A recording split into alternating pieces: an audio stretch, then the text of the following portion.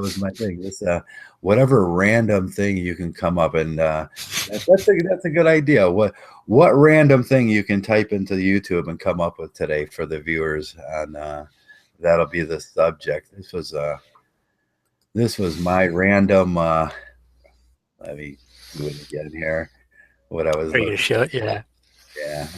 Can you see it? Sectoral. Yeah, that's spectral. That's spectral. Heterochromia is what it's called. And, Sec- sectoral heterochromia. spectral heterochromia. That's when you get different colors. The lack of melatonin. They say now that bothers me too, because they say, "Oh, well, that's a lack of melatonin," and it may be true, and it may not be true. Uh, I just don't know. And how do you measure those things? That's what I was like. I was like, okay, now I have questions. The the answer always leads to more questions. Right, that's That's why why. it's like a MGTOW thing, isn't it? Yeah, you got to be careful with it. With your curiosity killed the cat. Once you start, it's it's a rabbit hole. Oh yeah, let me plug in. I'm probably echoing, aren't I? No, I don't hear an echo. Okay. Okay, that's okay. Can I hear you? That's the thing. Am I echoing? No. I I busted my good pair of earphones today, and I'm trying to use the cheap ones that you get with your phone. And sometimes they work when you plug them, and sometimes they don't because they're like $2 a pair at the dollar store, you know. Yeah, mine just recently went to shit. Like last few days, the cables just came apart, so they don't work. I know Yeah, I yeah. know what you mean. I had the good pair of uh, Logitech ones, and it kept going stereo from side to side at first, and it was quite irritating. And Oh then yeah, also, and then all of a sudden, boom! It was just pure static. So I guess there's they're a little bit of a little bit of a breakdown there. right. Ooh, Is now that's a weird one there. It's sort of transparent, isn't it? uh, Oh, where'd it go? yeah. So if you ever run into Yeah, a lizard person, this is the eyes they have. yeah. There's your reptile alien. I can't believe it's real. I'm surprised. Yeah, there you They go. make stuff out of There, science fiction. yeah, there is an actress that has I can't remember. They usually come up on here. But she's a blonde actress. She has those kind of eyes, and I guess that's why a lot of people like her, and Oh really? the weirdness of her eyes. Yeah, it's amazing how much traction people can get out of their eye color. Yeah. Oh, so that's the thing today. We're gonna type in random shit. Wait, are we live? Yeah, we're Yeah. live. Yeah. Okay. Yeah. What do you It's want to not coming type up in? on my YouTube. It's not coming up on your YouTube? Oh, I guess maybe I gotta like Yeah, it said okay, here we go. I was in two at once, and I don't know if the other one just kept going or two of them kind of popped up, and I had to decide whether to close one out. So I closed one out, uh, and Right. so Yeah, I don't think it's not showing up on YouTube for me. it's not showing up on YouTube for you. You know what I mean? Like in terms of the yeah.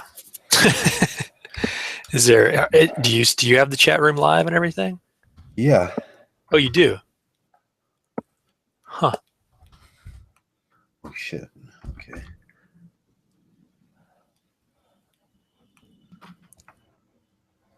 So I Let me kind of see. don't. Yeah, let me see if it's coming up. Yeah. Yep. Yeah, we got a chat. Dr. Leonard McCoy's in there. Shit. It's a TD2 Sunday chat. No shit.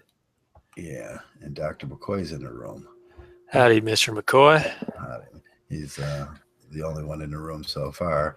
Usually takes a while to build. How's the good doctor today? The good Dr. McCoy. That's from Did he change? Oh yeah, he did change his avatar. So Shining changed his avatar, and Dr. McCoy changed his avatar. People don't like my weird eyes. Do you have weird eyes, McCoy? Do you have segmentada heterochromism? Yeah, hectochromism. Yeah, hecto. So now we're looking. Today is a good day, he says. Every day is a good day. So, okay, here we go. I got it now. You got it now? Okay. So we're going to do random Mgtow today. I was just waiting for someone to give us a lead on a topic. You got anything that kind of caught your eye in Mgtow this week?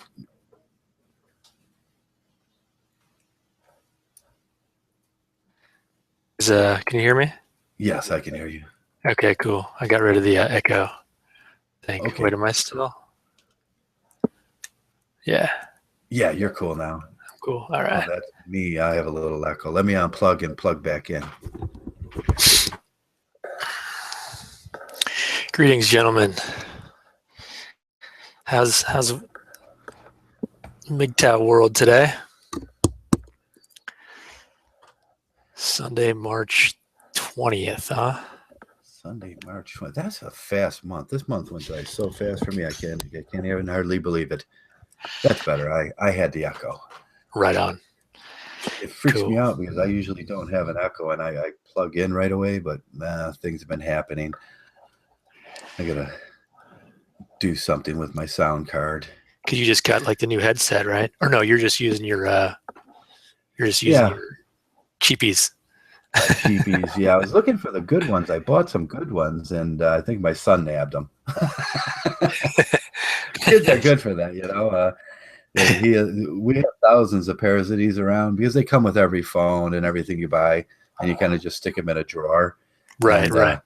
And then, like, I went out and I bought a good pair, so when I'm walking, it's got a little extra distance, and they kind of have the extra little clips for your ears and everything. Mm-hmm. And yeah, he's seen them and he's like, aha, mine. I'll take these. He's got an eye for value, you know. He's got good taste. Yeah. I made the ultimate mistake not thinking. I bought the Wi-Fi headsets that I was going to use, and then I realized I don't have Wi-Fi on my computer. Oh shit! Doesn't work. No, I got Wi-Fi on the other computer in the living room that's hooked to the TV, but I don't have Wi-Fi on this one. I should do the podcast from that one. Matter of fact, that's got the i7 inside there, and it probably does a good job, but I just hate sitting on my leather porn couch while I do a podcast. Yeah. You just hate being all comfortable like that. Oh, comfortable and shit. I'll doze off and you'll hear me like.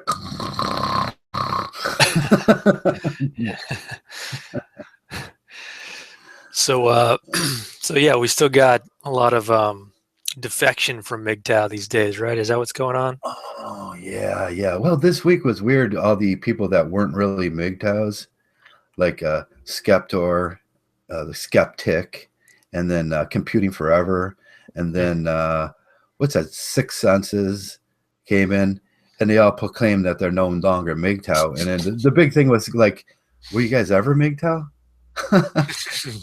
I mean, you have to be a Mgtow to leave Mgtow. Exactly. Yeah. I mean, you did a good spot on that. I think it's kind of weird. You know, it's like here's the thing is they use the tag, right, to get popularity, and then and then say, oh, I'm not associated with all the bad actors in Mgtow. Well, I mean, show me a group of people without some boneheads in it, right? Right. So just because that's what bugs me about it, over and over again. There was what's his name, the Trevor guy. He denounced Mgtow, and Pronounce Mgtow too? Trevor, oh yeah, God, Freeman? Freeman, right. Yeah. Oh, I didn't see that one. I stopped listening to him when I realized he was just a Chasing pussy. just chasing pussy dork living in his mom and dad's house, saying it was his, and driving around, and he's a rich kid. Like he, you know what he is? Who's that? He's full Mac. He's Mgtow full Macintosh. Full Mac. Yeah. So you get those, you know. I mean, my main issue is like that. Like you said, computing forever, and so they'll go down this litany of like they'll read off, they'll pick selectively, talk about a couple of MGTOWs who were Yeah. like, doing stupid shit or whatever, call them something, and then they're like, oh, I can't be, and that's so dumb. It's like it doesn't even. Yeah, It it's doesn't when you even. cherry pick a few, you Yeah. lowball a few MGTOW. Everybody makes a bad, except for Messenger. Messenger's never made a bad video. I love Messenger. How you He's doing? got he's got standards, man. The guy's got quality. Yeah. He's got quality. Yeah, I've we're made Is I've that made loads of bad videos as it goes. I've deleted a few. yeah. I've deleted a few. I deleted all the original ones. Yeah, you could take everybody's first video that they make, that like that test run video. You have no idea what you're doing on YouTube. And right?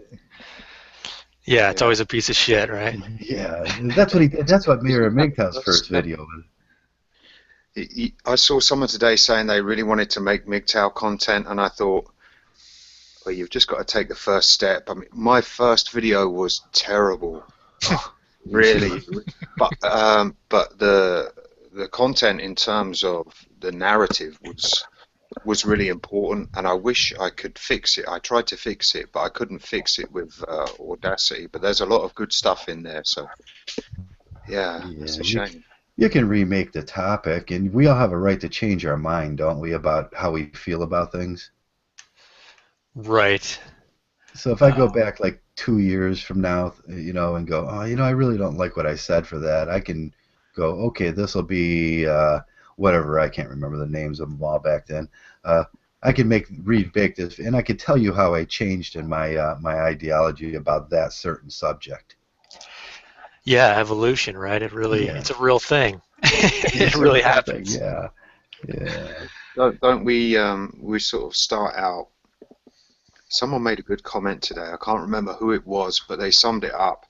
They said you sort of start out learning obviously about female nature and all that sort of stuff, and then you learn a bit about yourself, and then you gradually get used to the idea, and it's almost like Marcus's analogy where you work through the trenches, and you realize that Hmm. to completely remove yourself from the battlefield, you just have to give up gradually give up on all ideas about relationships and dating, and you can sort of sense, Yeah. I mean, my videos going back um, over a year ago, uh, the first few months there were still signs of me sort of thinking, how do you make it work, and trying to sort of reason, and then you sort of gradually you just give up on the whole idea. I think that's where Right.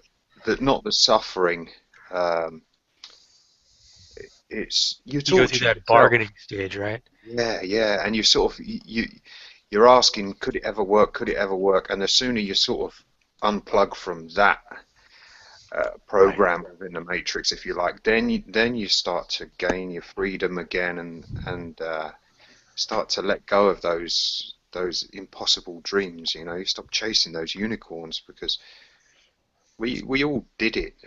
Um, and we did it for the majority of our lives. That's the thing. So to Yeah. completely rewrite your life's history, the way you've been thinking for Yeah. decades, and change your whole outlook is really quite an achievement, I think. And that's probably the reason why I heard the conversation about 10 minutes ago.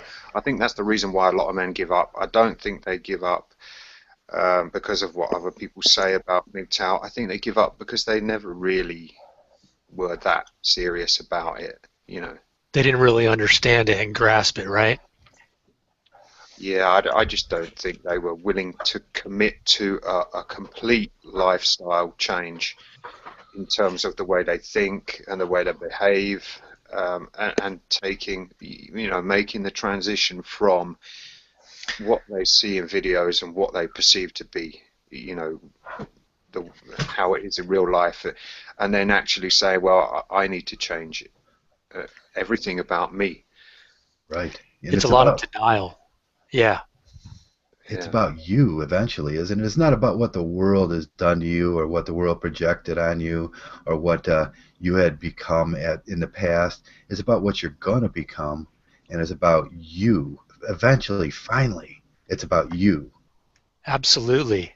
And Marcus, again, metaphysics, Marcus has had a, you know, he had every once in a while something sticks with you, and he did that quote where it's life is about becoming who you are. That's actually stayed with me, and it's like, yeah, that's actually the point. The point isn't like trying to convince females to, like, you know, what to go to bed with you. It's about you. You know, it's much more about you. Yeah. I saw, you know, I need to really look into it. There's a thing in psychology called labeling theory, and it's more to do with forensic psychology and criminality. But it's to do with, it's almost like the self-fulfilling prophecy, where if you label someone and give them a negative identity as like a criminal or a deviant, they will actually play out that kind of behavior and live up to your low expectations of them.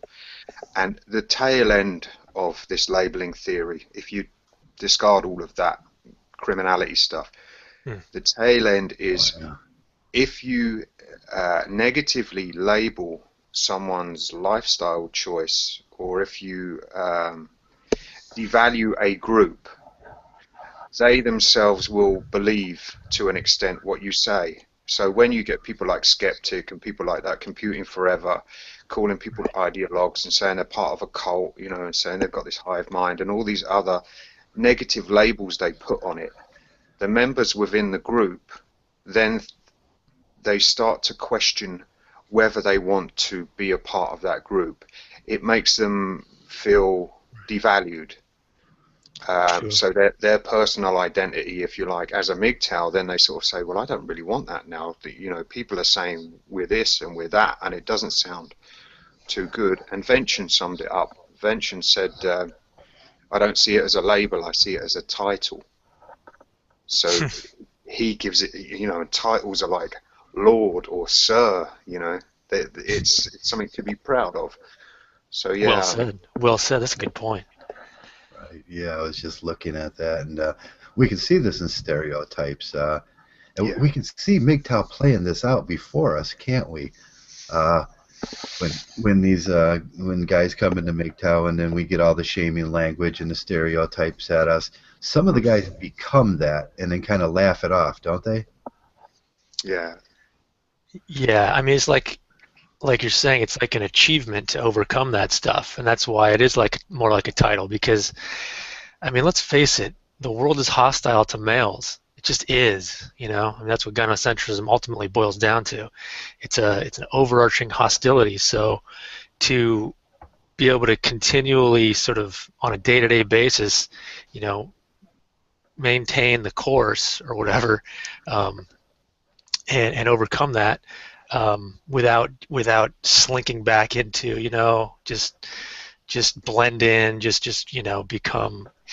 It's an achievement, and so it's worthy of, yeah. And it's just they're bastardizing the term, you know, they're bastardizing the language, you know. I mean, you know, MGTOW is, of course, disaffected males, right? There's a lot of disaffected males. And so the question is their disaffection legitimate or illegitimate? And what we prove here, or what we've demonstrated clearly, is that by and large it's legitimate. So if you know if they're acting out and they act weird and do different things, it doesn't mean that somehow smudges you. It's just the nature of the beast. I think it's the nature of the beast. It's more a philosophy than a gang. It's a philosophical way, and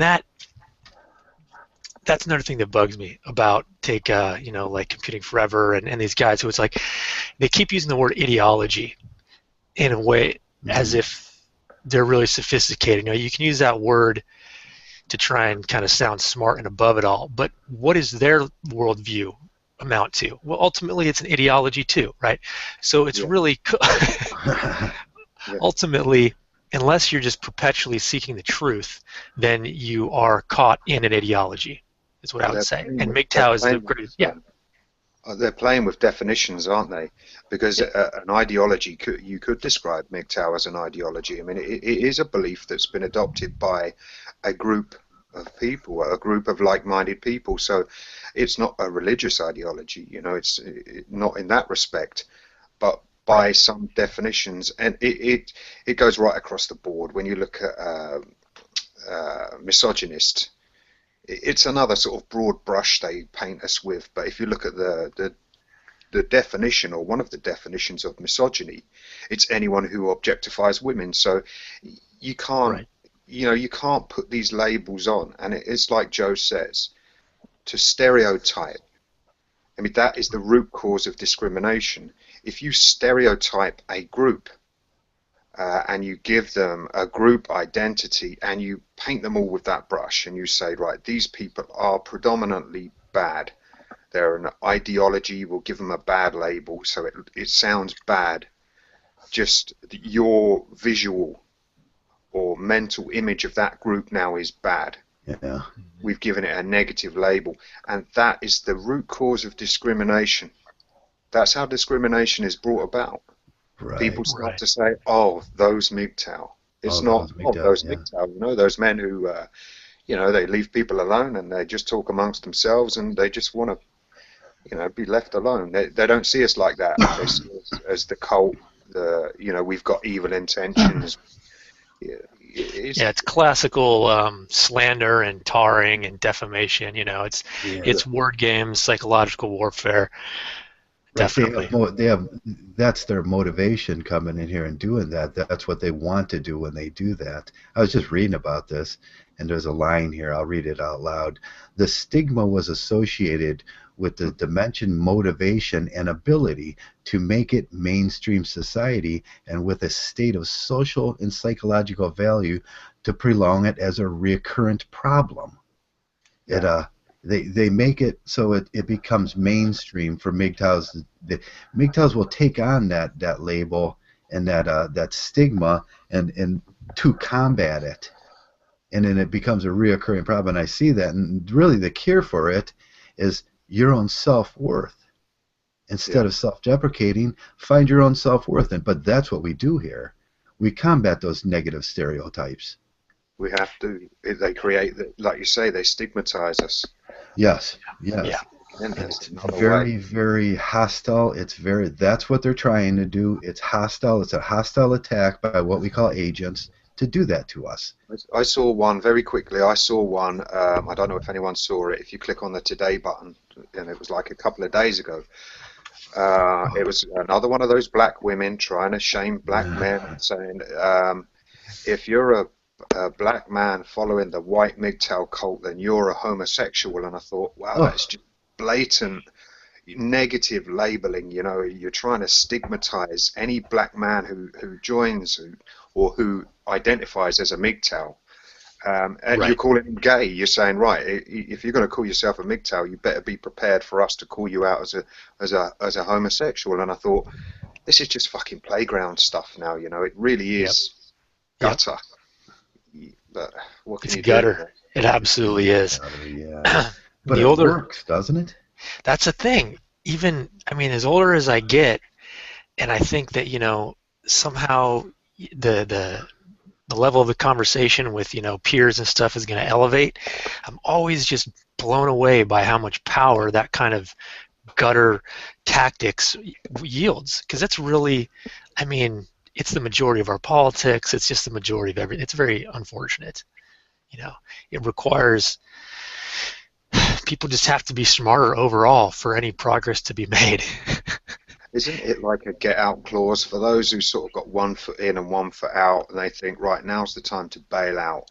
If it gets a little bit too heated, or if there's an element of risk in being associated with MGTOW, the ones who've been doubting all along quickly say, let me just fucking sidestep. I'll go out the side door and make my little I'm leaving MGTOW video. I mean, how Oh can you? yeah, we've seen 3 of those this week. Yeah. It's It not makes it a, ever. Yeah. it's not a building. It's not a. There's no boundaries. You know, there's no borders in MGTOW. You can't leave. Whatever you do, you forget everything, all the information you've. Do you erase that memory of MGTOW? You can't. I don't understand that, but you know, No. whatever. No. Yeah. Yeah. The black community gets this so much to begin with. We talk about the labels they're raised with, and then they get it's what they're told from their parents and their parents, that you're never going to be good enough because there's all these evil white people out there and they just want to put you down, and they begin to believe that. And a lot of people are saying, no, don't believe that, don't believe that. And it's the same thing in MGTOW when it more separated from it was very sad because I agree. That was my reaction to it. Was sad. Yeah. oh, it's yeah, you don't need to separate. We're trying to fix that problem here, and that problem was fixed for a long time. But like we seen, these outsiders came in and started lowballing the conversation, Yeah. stigmatizing. Oh, them white guys, you know, they're gonna treat you like, you know, they're gonna treat you like they always did, and it goes back to that this is the way it's always been thing, that fallacy. Yeah, they're really, you know, there's a lot to be said about the whole Ibmore thing. It's an interesting discussion, I think. But I was so into, you know, Truth 40 and Yeah. Black Ram. I mean, those guys, that was some quality stuff. And in the middle of last year, they all went Ibmore. Okay, fine, I don't really care. You know, they can, you know, whatever. But as time goes on, the rhetoric has gotten more and more, you know, guttural. And the key mistake I think they're making is, you know, the whole. Okay, so if you consider that the black community is relatively impoverished relative to other communities, then you can look for reasons why, right? Is the reason white racism, you know, some kind of like oppression by whites, or is it something which was where they started at? When they started at Mgtow, they were correct because it's all Yeah. about the family. It's all about fatherhood. Bernie has the answer to what ails them, and it has nothing to do with racism. There's no white men who are not hiring black guys because they're black. Nobody gives a shit about that.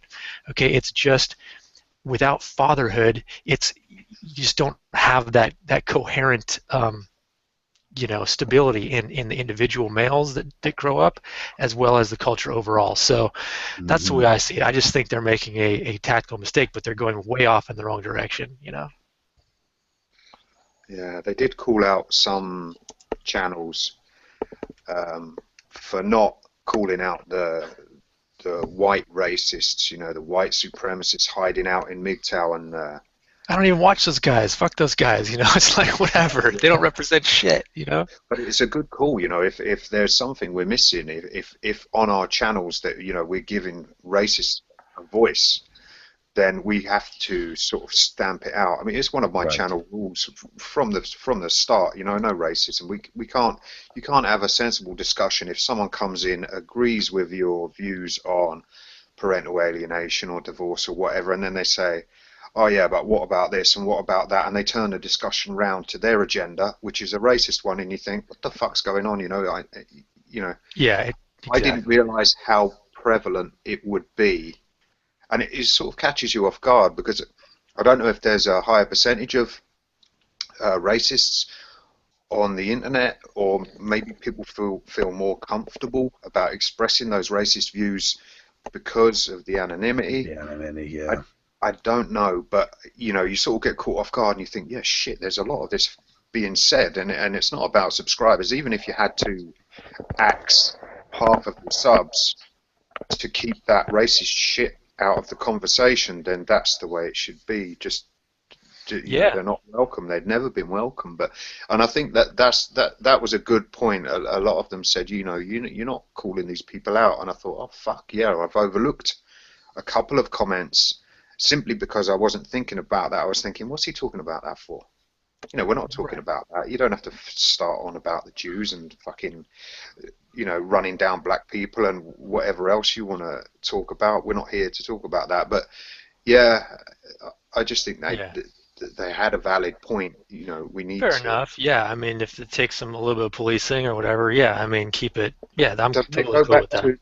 Doesn't it go back to us sort of keeping a positive identity on the group and not letting people come and target us and say, well, look at all these white supremacists you've got, look at all these fucking racists you're allowing to have a voice. If we don't have or keep some order, I know it's sort of an unofficial like social order within the group, if you like, but if we don't keep that order, then we're an easy target for people to say, look at Mgtow, it's racist. Look at Mgtow, it's, you know, whatever, it's an ideology, it's a cult. They can throw all this mud at us, but I don't know, man. Are we a group? Are we fragmentary? It doesn't hurt to police, I mean, to keep order, and you do a good job of that. I mean, you're always doing that. I don't think that, you know, it has to be extreme or anything, but yeah, I mean, kick the, you know, I mean, it should be pretty clear to anyone who really cares to understand that the heart, the core of Mgtow is not about racism. It's not in the name. Okay, the name is men going their own way. It has nothing to do with racism. I mean, it's so stupid. It's like so stupid. That's why I ignored it, because it's so far off that it's not even like almost worth. It's kind of like chasing down a 3-year-old who's, you know, saying bad words or something. It's like, you know. But anyways, I mean. It does derail the conversation. It takes it off, and you think, we're not speaking about men's issues now. We're speaking about other things, and yeah.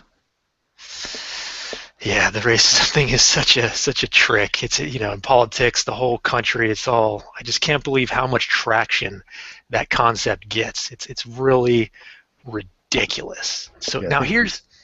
What do we have to do? Just identify it for the, you know, spend some time in Mgtow and on, you know, social media, you know, identifying it for the people so they can see it, so they can start making, you know, good decisions on their own. And in Mgtow, we identify the problem, and like Messenger was saying, the social labeling, you know, that's a problem when you start labeling us as Mgtows, and that's the well, not Mgtows, but they label us as things they presume in their head is a Mgtow.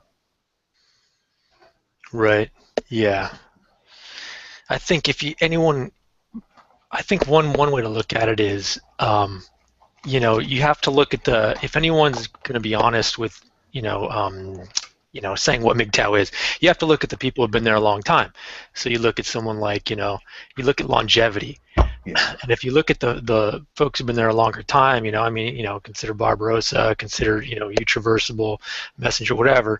There is no racist content on these pages. If people come out of the woodwork and they're, you know, talking about white pride or whatever, those guys are new, and therefore they should bear much less weight in what you conceptualize, you know, Mgtow as a label or a group as being.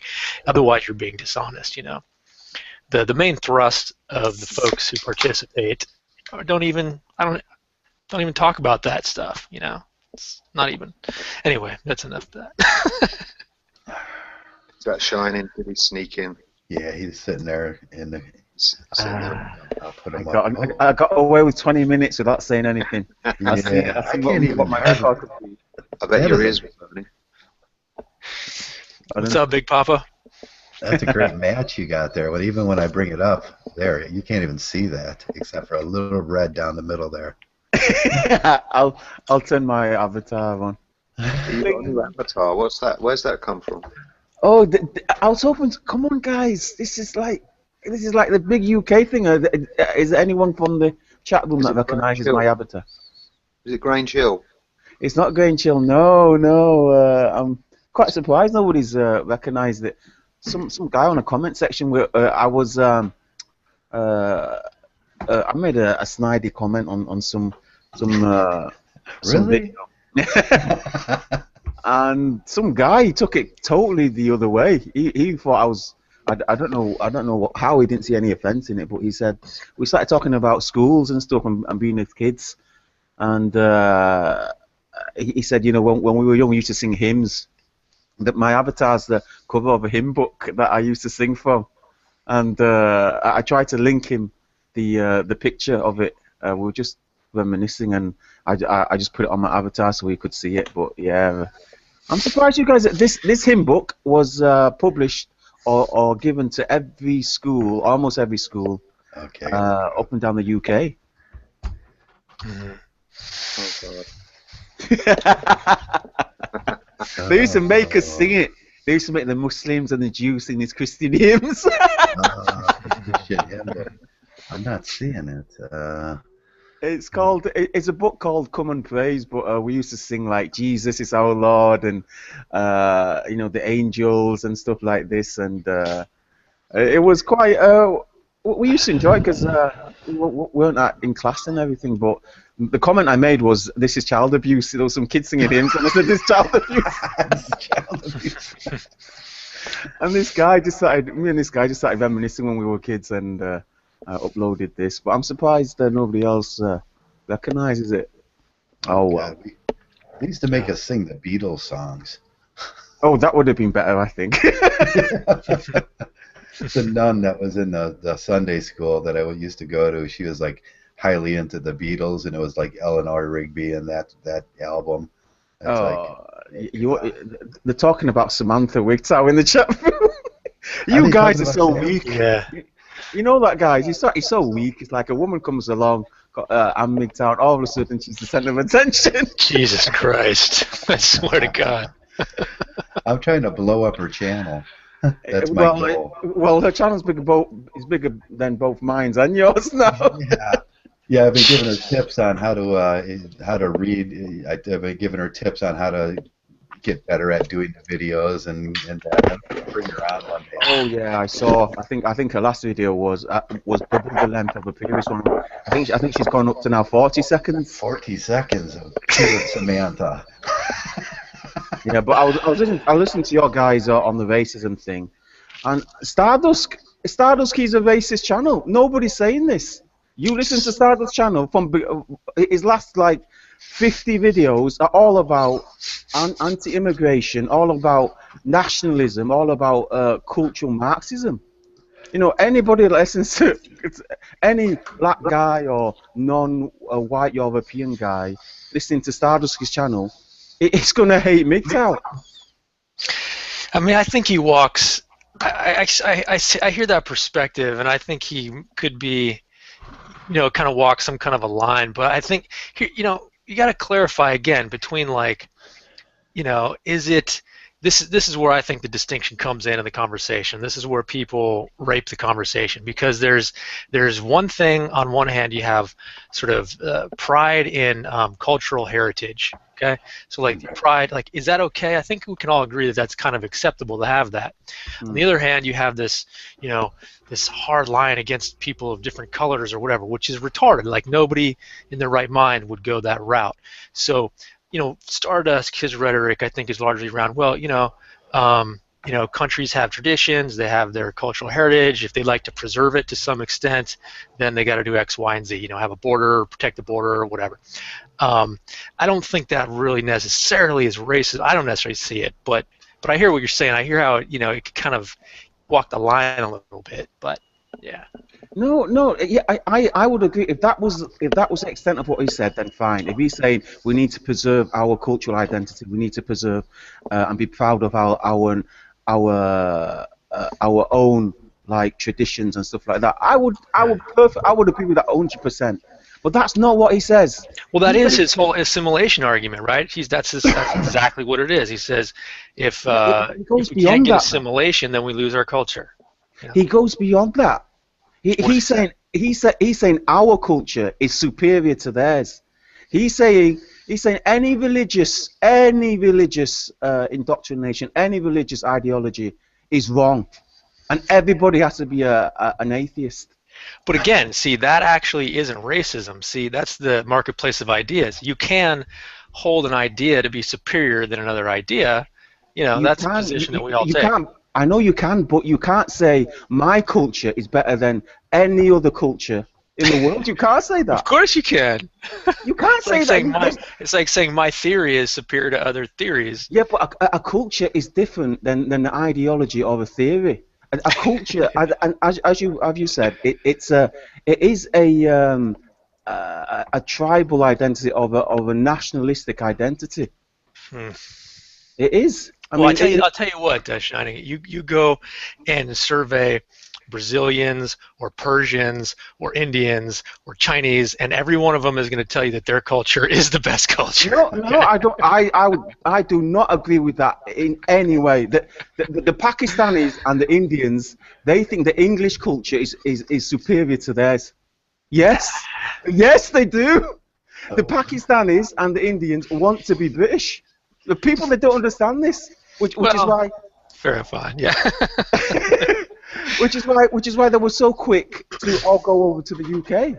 You know, but maybe they're right. In other words, when you look at things like, if you take different cultures and you look at relative prosperities, that's a rational measure by which to conclude superior versus inferior.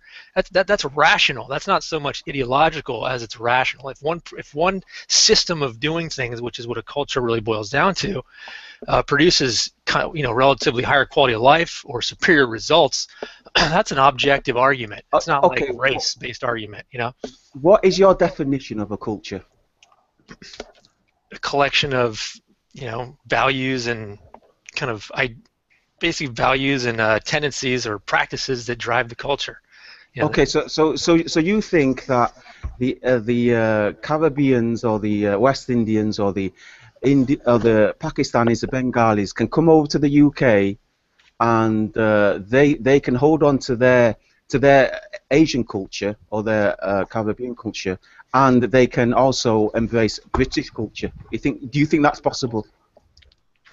If they can have both at the same time, you're saying? Yes. Do you think that for example, the Pakistani British community, do you think they could have Pakistani culture and British culture? I mean, at a certain point, you have to assimilate. I would say there's certain culture is like there's a few core ideas that are central, and then you get all these kind of like peripheral things. The peripheral things, like holidays or just random cultural things are more malleable and don't matter that much. But if there's some core values, like let's say for example your core value is patriarchy of your civilization, and on the other hand you have one that's matriarchy, you're going to have a different result. I know those are not interchangeable and they can't be melded. You sort of have to choose at that point. And so anyway, I think it depends on how core the cultural things you're talking about that the Caribbeans would be giving up versus there's certain things that you can't have both ways. You know what I'm saying? Mm.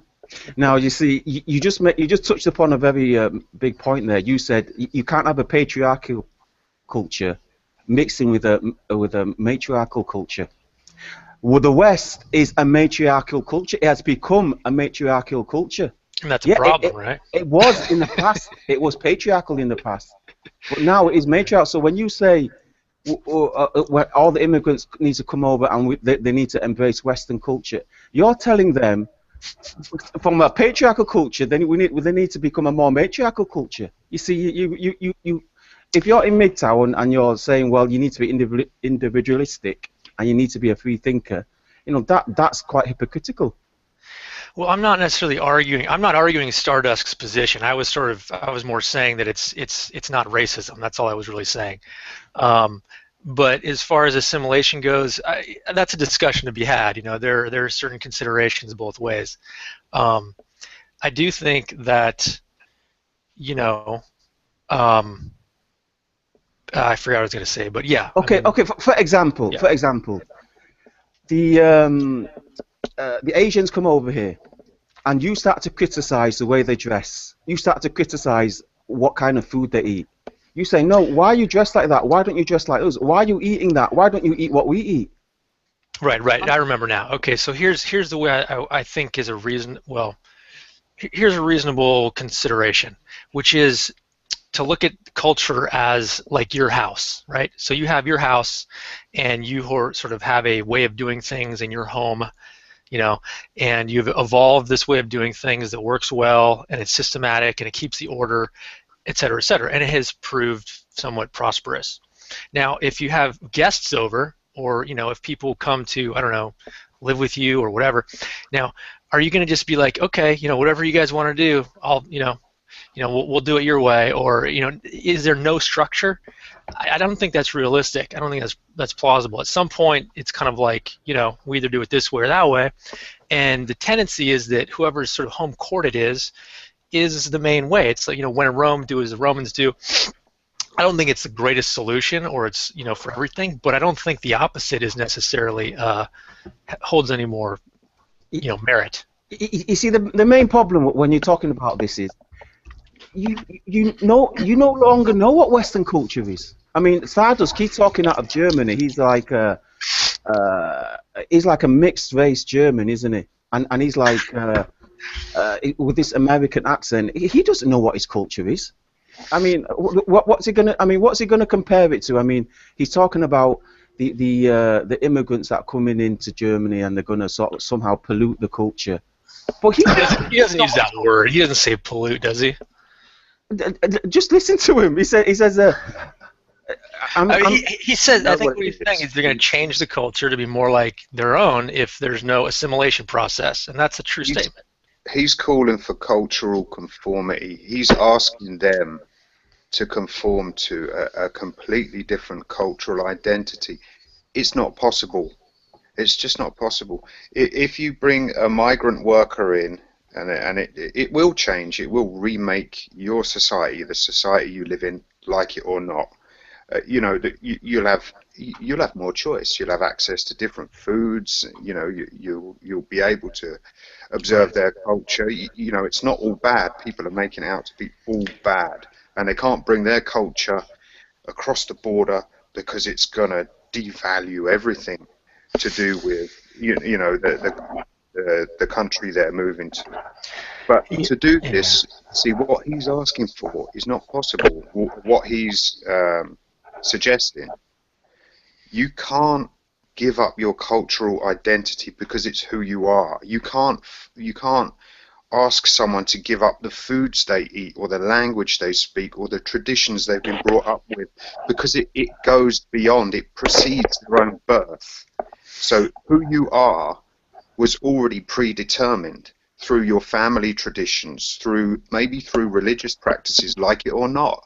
Like Shining says, we sung religious songs at school, we had no choice, and it shaped the people we are. Right. So who you are precedes, the day you were born.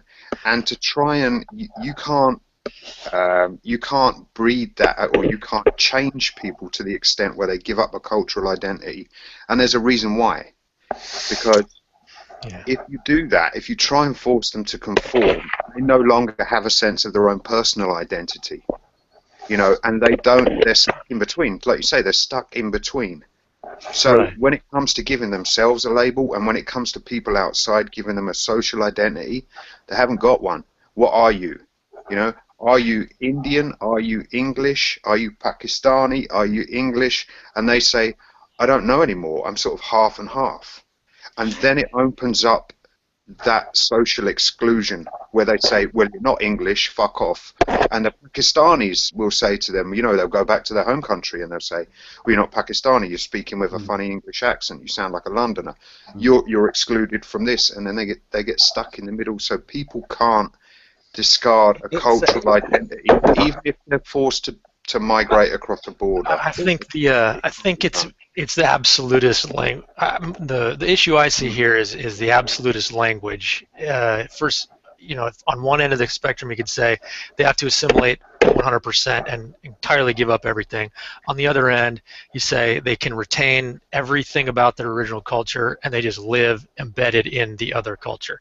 I think both of those are unrealistic. Yeah. I don't think they'd migrate and want to retain everything about their own culture. I think for their own sanity, they'd have to retain a good percentage of it. But the reason why they're migrating is because they want a better standard of living. They want to embrace whatever's available. So there's going to be sort of pluses and minuses. But yeah, I mean, Yeah. Look, there's the light side to it. I mean, for example, in the UK itself, you cross from one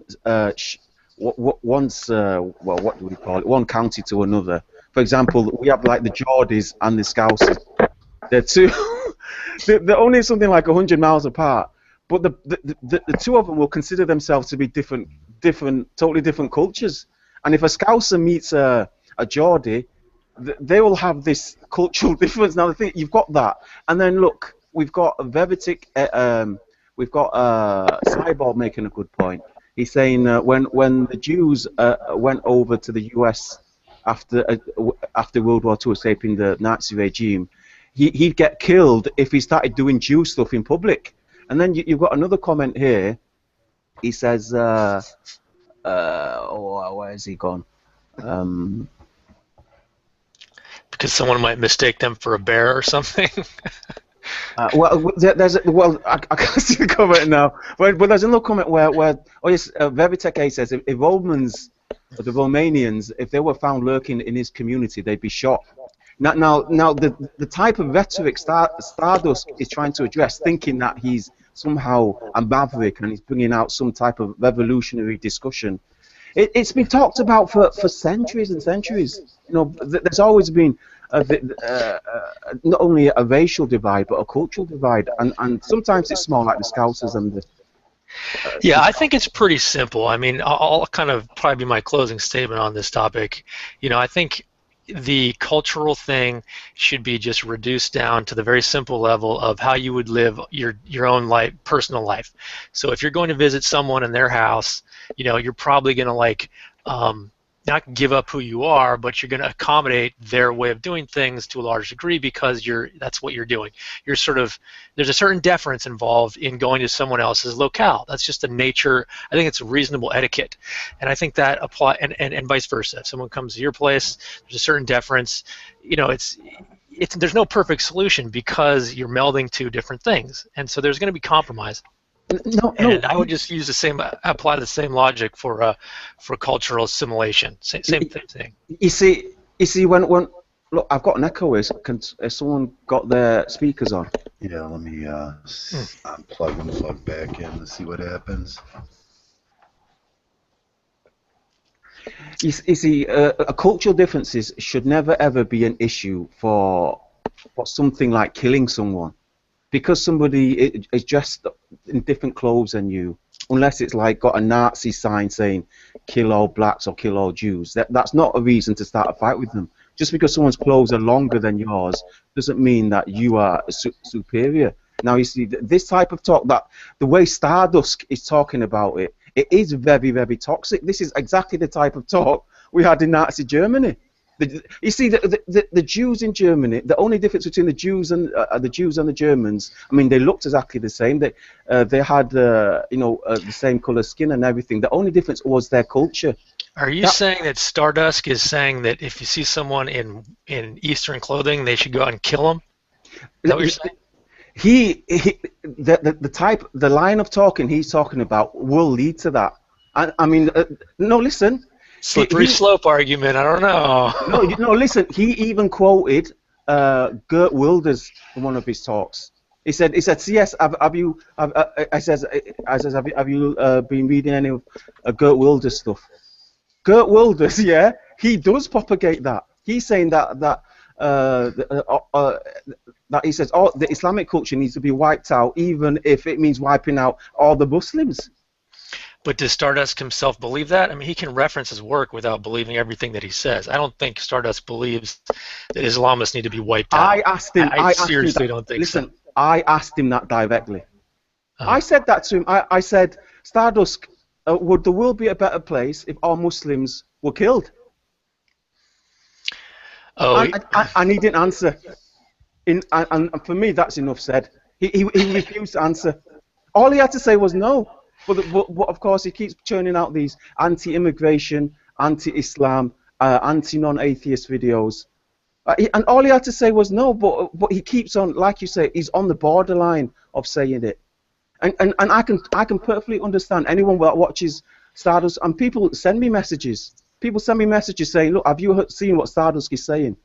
And I don't understand why other people can't see it. I mean, if someone is saying, oh, the Western culture, think about this. If somebody says the Western culture is destructive and it needs to be removed. I mean, all kind of rhetoric like that is absurd, you know. Of course, so I now I remember who you're talking about and his points. So, I mean, he takes a hard line. He says, you know, Islamism. Like I remember now. He's making it a hypothetical way. It's a complicated thing. Basically, yeah. I mean, it's a tough issue. It's a tough issue, and Stardust is not qualified to talk about it. Because he's an American German. No, this guy, he's been living in his mother's basement for his entire life. He hasn't met anyone black except for C.S. Mgtow. Does Stardust live at home? Are you sure about that? And even then, C.S. Mgtow, you know, I don't really think he has much of his culture left anymore. Stardust has never met any Muslims. He's never met any non-atheists. He sits in his little basement, you know, watching Sargon and looking at these online blogs, and he bases his entire worldview on it. He needs to get out. He needs to travel. This guy. Yeah, I think, yeah. You know, there's so many generalizations in a conversation like this, it becomes incoherent pretty quickly. I think we agree that people are cool as long as they're not cunts, and maybe agree to leave it at that. Yeah, but I mean, I can certainly understand. Well, I mean, I was looking into that Ibmore thing. I mean, anytime there was any type of racism that I came across, I either blocked the guy, like that vegan, that vegan guy. He was super racist. Anytime some guys came along, I would block them. Anytime there was a comment on my channel, I'd mute them. And then when people were saying, "Oh, you know, Mgtow's just for white people," I started to look into it. I started opening up these channels that I previously blocked, and some of these guys, some of these comments. And yeah, sadly, there's a pretty nasty element. And if you look on Stardust channel, I mean, for example, so I think I kind of like where you're going with this, Shine. Maybe an interesting direction for this conversation would be like, put it to the folks out here. Like, should we distinguish between cultures, or should we all just homogenize? Forget about the thing is, I'm talking about the end game. I'm talking about the decision that comes from this talk. I mean, yeah, the culture is like a diversion. How would dare say, if Stardust doesn't talk about it, who would? Now, my point is, do you agree that saying all black people should be killed is wrong? Of course, and I guarantee you Stardust is not saying that. Just wait. Would you agree that saying all Muslims should be killed is wrong? Of course, and of course no. Okay, so why doesn't Stardust say this? In fact, whenever somebody on his channel says this, he's quiet. And of course, anybody who's black, anybody who's Muslim that reads this, they're going to think. Maybe he thinks it's a ridiculous statement, and he's not going to dignify with a response. I mean, this kind of secondhand hearsay is not really going to prove anything. It's not really going to get us anywhere. It's not secondhand. Yeah. I've tried to engage him on this. I say, why? I believe you. Yeah, why don't you stop these guys from saying this? You know, any guy that, for example, somebody came to your channel, Male Feelings, and they wrote on your channel, you know, all blacks should die. Would you just leave it at that? Would you just leave that comment up there and let people sum it up? Does he leave that on his channel? Of course he leaves it on his channel. In fact, this is something I need to make a video about. Sexy Mgtow and Stardust and some of these guys. You know, I can understand why people, you know, think that Mgtow is not it's not speaking out against this. Yeah, some people don't really control their comment sections. I don't think he really does, but yeah, that's fine. I mean, your point is taken. Preferably we don't want that kind of speech. Yeah, I agree. But yeah, I mean, it's going to be a real problem if Mgtow gets that neo-Nazi label, which is what the BBC, which is what CSA and the BBC with Reggie Yates was going to do. Yeah, again, I don't worry. I kind of lean toward. I'm glad that folks out there do some policing, and I'm glad to do it myself. But Messenger does a good job. But ultimately, I think the core of Mgtow has to continue along. It's going to be libeled. It's going to be defamed. It's going to be blah blah blah. But ultimately, it's just about the idea that guys basically rejecting their slavitude. That's really all, that's kind of the core thing, and I think that can perpetuate with or without the BBC, with or without people talking shit. Of course, we call them on it, but yeah. Yeah. What do you think the main percentage of, or the greater percentage of Mgtow is made up of? But these people aside, I mean, they'll always get spoken about, and maybe there's less of them than we're giving them credit for. And there's a saying, they might be little shits, but they smell a lot. Do you know what I mean? It's like, do they deserve wheel gets the oil? Yeah. Yeah. Do they deserve this much attention? Are there that many of them? I know there's a disproportionately high percentage of these people within the online community, but it's got to be said that most of Mgtow are pretty sensible people. Otherwise, they wouldn't be here. They'd be in the blue pill world, sort of selling their souls and handing their paychecks over to some psychotic, woman. That's right. That's right, and So Shining, I guess I think we can say that if I see anybody write, let's kill all Eskimos, I will definitely reject that statement. Okay. No, I think they come to a point where you do have to censor. I do believe in freedom of speech. You guys know I do. But there comes a point, when people start saying you have to kill all of these people, or all of these people need to get wiped out. You have to get rid of this element. I'm appealing to Stardust. Listen, I know, I know he reads his comments and he just leaves it up there. He thinks it's a constructive discussion. But the thing is, it undoes the good work that some people do. Like Mayor has got a little bit of flack lately because he was a bit behind on that homeless outreach project. But he sent a message today saying there's a new homeless outreach video coming out, and every time those videos come out, it sort of shows what we as a collective can achieve. I know it's not a great deal, but we're not a massive outfit, and he's just one man walking the streets. So this, right. This is good for the image of Mgtow, and his original intention was, if anyone tries to defame Mgtow or sort of devalue the name, then you can come back with, especially when it comes to media, then you can come back with, hang on a minute, you're attacking a group of men who help the homeless. You don't have to tell them that the majority of the homeless are men. You just say, we help the homeless. And when people do good work like that, and we all chip in and we all put our money in whatever we can afford, and then we get these elements that sort of, drag us through the mud, and we have to keep calling them out. You think, fucking hell, this is like a dichotomy within the community. We need to sort of be as positive as we can. Otherwise, people are going to come and their first, if they're a bit trepidatious about it, their first impression may sort of make them think, no, I don't want to be a part of that. I don't know. Has it become more prevalent of late? Because I don't remember it being like this. Or is it the more you look into it, the more of it you see?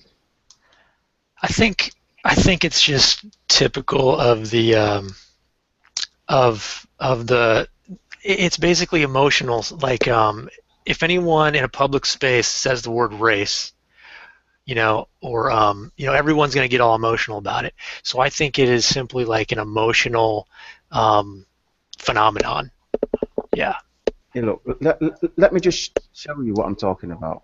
I was about to do a video on it because, hey, let me just show you, okay? Yeah, I bet if I just show you, then I just talk about it. There you go. Can you see my screen? Yeah. Well, you had it up. You got to click on it. Yeah, can you click on my screen? There it is. Joe. Okay, look, this is a video that Tetsu Mgtow did, yeah. See, look now, just scroll down his comments here. I'm just going to scroll down. See, I've not doctored this. You can see this is actually a video, so I've not just collected together some bits. Look, 2 Muslims, kill them all, and let them all fucking sort them out. And then right down there, there'll be another one. It says, look there, kill all Muslims. Look, there's another one. Kill Muslims and East Indian Hindus. Yeah. This was Found 2 it about days it ago. some ages ago. I haven't. Have you ever seen those guys around? I haven't. I don't know these guys. Yeah. Let me see. I saw them, God, last year. I've got, in fact, it could be the case that you go through your blocked list and just make a reason why you blocked them. Yeah. And just make other people aware and say, oh yeah, I blocked him ages ago. He started off okay, sympathizing, and then the next thing you know, he's got this twisted agenda that he's trying to peddle in the comments section there. There's a Sandman comment. Hey, Sandman, look, my ancestors fought to keep Islam out of Europe via 2 great ground desire for the cause. How do you think they would feel if they were still alive? Generations of men keeping Islam out of Europe, and now 1 or 2 generations destroy everything. This is Sandman, that's supposedly the biggest Mgtow. Used to be that year. Wait, bring that back up.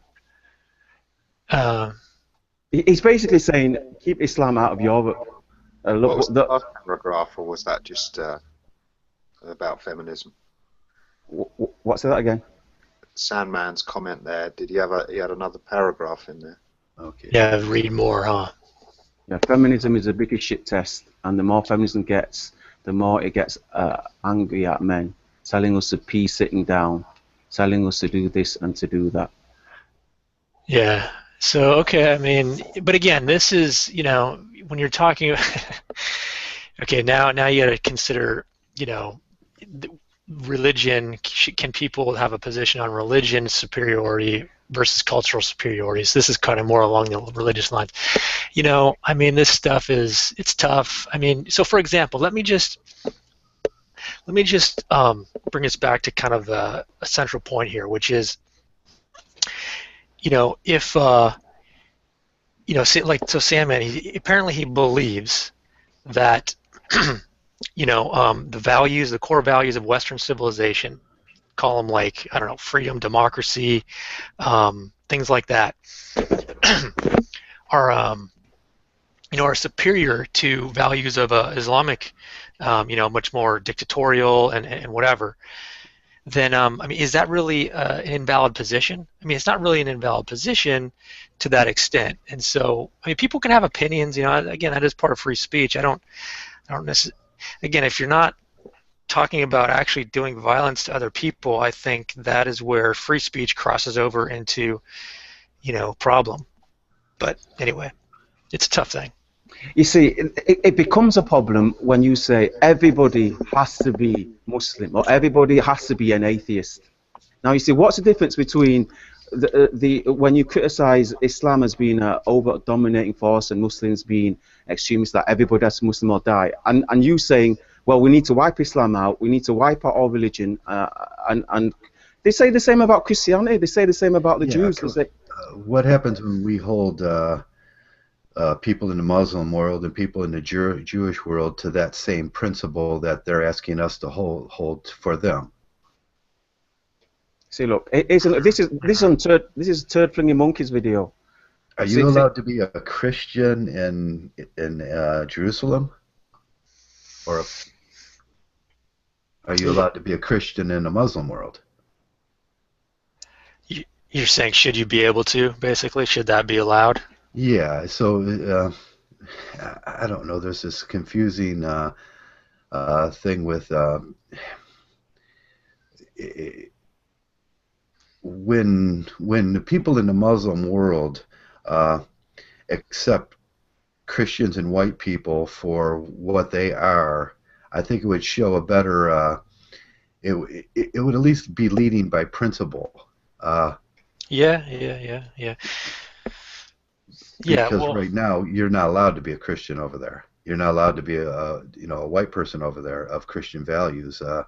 So not that I defend Christianity and it goes both ways. This thing, is it worse here than it is over there? No, right, not by far, because they will kill you over there, right? right. Hmm. I Uh, think, yeah, I Here think, yeah, go ahead. you would just get you would just get social media chastising you a little, or somebody online saying, "Oh, that's not the right way to think about it." Uh, no, over there they put you in jail. Okay, my Yeah, point is, this is not an issue that Mgtow addresses. Mgtow is not saying you need to be of this religion, you need to be of this culture. This is not a Mgtow issue, and it's certainly not an issue for someone, an ignoramus person that doesn't know any culture, to be talking about, especially Stardust. He's the last person that should be talking about this type of thing. Like I said, the only black person he's met is C.S. Mgtow. see as Is it not black, I don't know that. Is it not the case that I mean, you can't really tell people what to put on their channels, but if it's not a MGTOW issue, then Yeah, people should have separate channels. It's almost like you're sort of saying, well, now I've got this big audience, this big subscriber base from MGTOW. I'm going to use that as a platform to talk about immigration and that sort of stuff. Whereas, everyone's going to have an opinion.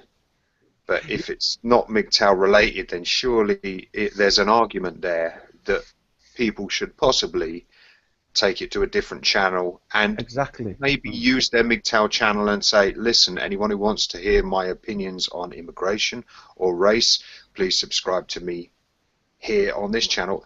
It's a possible, it's just an idea. But then how far do people go with their opinions on policing Mgtow? right. Is it just a fragmented group of men who occasionally talk about Mgtow on their channels and may talk about other things? Right. There's Isn't the that what? argument that diversifying your content can bring other people in who came for the off-topic and didn't realize, that Mgtow existed and hear Mgtow videos. I don't know. I don't Yeah, know. Isn't yeah, this what they? I don't really have a strong opinion on that. Like, if MGTOW channels are more purely MGTOW, that's one style. I think, if you're MGTOW and you also talk about your hobbies and stuff or your other interests, I personally don't have a major problem with that. But yeah, Isn't this what the female, the gynocentric, does to us in a general sense? They hold men to a higher standard that they're not willing to accept. With this racism, the rest of the world holds the West to a higher standard that they're not willing to accept themselves. I mean, that is the most important statement of the year. Like, every race out there, go to China, go to Korea, go to Japan, go to Persia, I call Persia Iran, go anywhere, and they're way racist, dude, Yeah. way racist. So like, it's such a false condescent or a false sanctity that they're condemn like the Westerners for being the racist ones. It is so preposterous you can hardly even talk about it. Okay. What's the purpose of any race conversation though? I mean, really, you're never gonna Exactly, I agree completely completely. merge the races into one universal race. It's not possible. There's always going to be differences in people, and that's always going to cause, discrimination. So, whatever is the point of, especially when it sort of degenerates into this, it causes wars and people want to kill each other, and Right. the hatred there. Really, it's just a fucking ongoing thing as long as It's an mankind. emotional cesspool. It's an emotional cesspool. That's why it's just such a tool of the media and the establishment. But what I think, so one way to circumvent it or basically attack it, okay, is when such kind of conversation comes up, what you have to actually replace it with is a discussion of values, right? So, color is completely irrelevant, ethnicity is irrelevant, race is irrelevant, but what might be relevant is those values that your civilization is based on, your society or whatever. And so that's more of a philosophical discussion, a debate to be had. You want to talk about more freedom versus more, authoritarianism, blah, blah, blah. These things, you could make objective, rational assessments in that. And so the thing is that kind of overlap, it's very easy to segue from a discussion about race or religion, where what you should really be talking about is cultural values. Okay, So what about the argument for divide and conquer then? What about the fact that some men may be playing into their hands when they create this, they cleave men right down the middle and pit them against each other on the grounds of separate races, separate religions, separate beliefs, and the men who were unified in one argument or one social aspect, all of a sudden they've cast that aside and they're arguing about race and their main agenda, Mgtow, and men's issues has been forgotten, and you get all these factions happening, and they've succeeded. They've divided. And here's how my point connects to what you guys were talking about. Now, when you get the general Mgtow narrative that the big guys in Mgtow, Spetsnaz, Sandman, Stardust, maybe not so much as Sandman in his ideological discussion, but definitely Spetsnaz, Barbarossa, and Stardust. And then you get people, let's face it, all over the Western world and probably even more, watching these guys because we've said that they're the big channels, and they go on, and also Sexy Mgtow gets mentioned, and also TFM, and they go onto these channels and they're talking about the things that we just talked about. Yes, and the narrative may not necessarily be racial or to the extreme that we mentioned, but the fact that they watch the videos, and then when they read the comments and they see comments like, "All black people should be killed," "All Muslims should be killed," you can't blame them for thinking that Mgtow is anti-religion or anti-Muslim or anti-black, because we've now put Stardust and Sandman on this pedestal, and then these guys that are so prominent in the Mgtow community, they've got this type of stuff on their channel. Yeah, so we got to call out them when they say that stuff, but it doesn't get done, does it? Because you can't go call out a big producer because you're going to have 60 trolls after you for a whole week. You should have seen what happened to me when I made that video against Thunderfoot. I made this one video, which I think I said I told you guys. And it's one video that Thunderfoot. Oh, I got it that time. It's a good indicator, though. I make these videos sometimes, and I call people out, and I think, right, I would never disallow votes. I like to do this as an experiment. So I'll call people out, and I think, fucking wow, that many downvotes because I've called out some people for child porn. And you'd think it would be, yeah, this is wrong. But then you get like 50% downvotes, and you think, shit. Now I've got a clear indication of who the fuck is watching my videos, who's subscribed to my channel, or who believes that this should be going on. And the way I look at it now, I leave it to the people in the comments to police the comments. Right. You pick up on a couple of them, and you say, well, yeah, you're fucking out of it. Thanks for exposing yourself. You've gone. But generally, I find that there's quite a few people in the comments now who say, "Are you fucking for real? You can't condone that." Or anything like racism or any of that deviant shit that goes on. And they tend to police it in the comments, but I think and people talk about echo chambers all the time. If you're making a clear run of videos along a line of, you know, anti-immigration or whatever, sooner or later you can see that comment section by the 10th video has distilled down to those kind of people. You know, everyone else has lost interest and said, you know, I'm not watching another one of those. That's just all bullshit. And then the comment section just becomes that echo chamber of anti-immigration people, you know. And Yeah. Yeah. You know, one way to, I think about it is like, you have sports teams, right? And, you know, sports are huge and people are always rooting for their team, their, you know, country. Certainly in the soccer, you know, World Cup and everything, it's like Brazil versus, you know, whatever, you know, Korea. And I'm just saying, so, you know, we accept that there is a certain cultural pride, right? You go to any sporting event and that's what you see is cultural pride being expressed, you know, like, yay us. It's something that just kind of exists, you know, and, you know, so I don't think like, you know, but yeah, it has to be managed. But do you guys think that like that, even that level of sort of like, No, you no, know, no.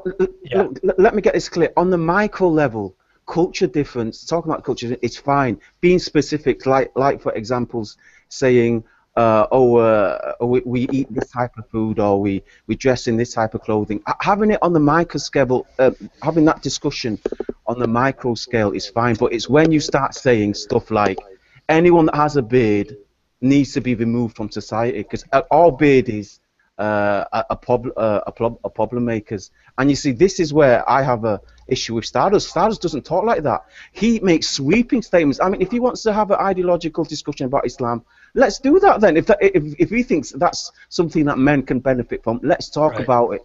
But he doesn't say that. For example, Marcus, he came on a couple of weeks ago on my channel, and he wanted to talk about the 4 wives thing in Islam.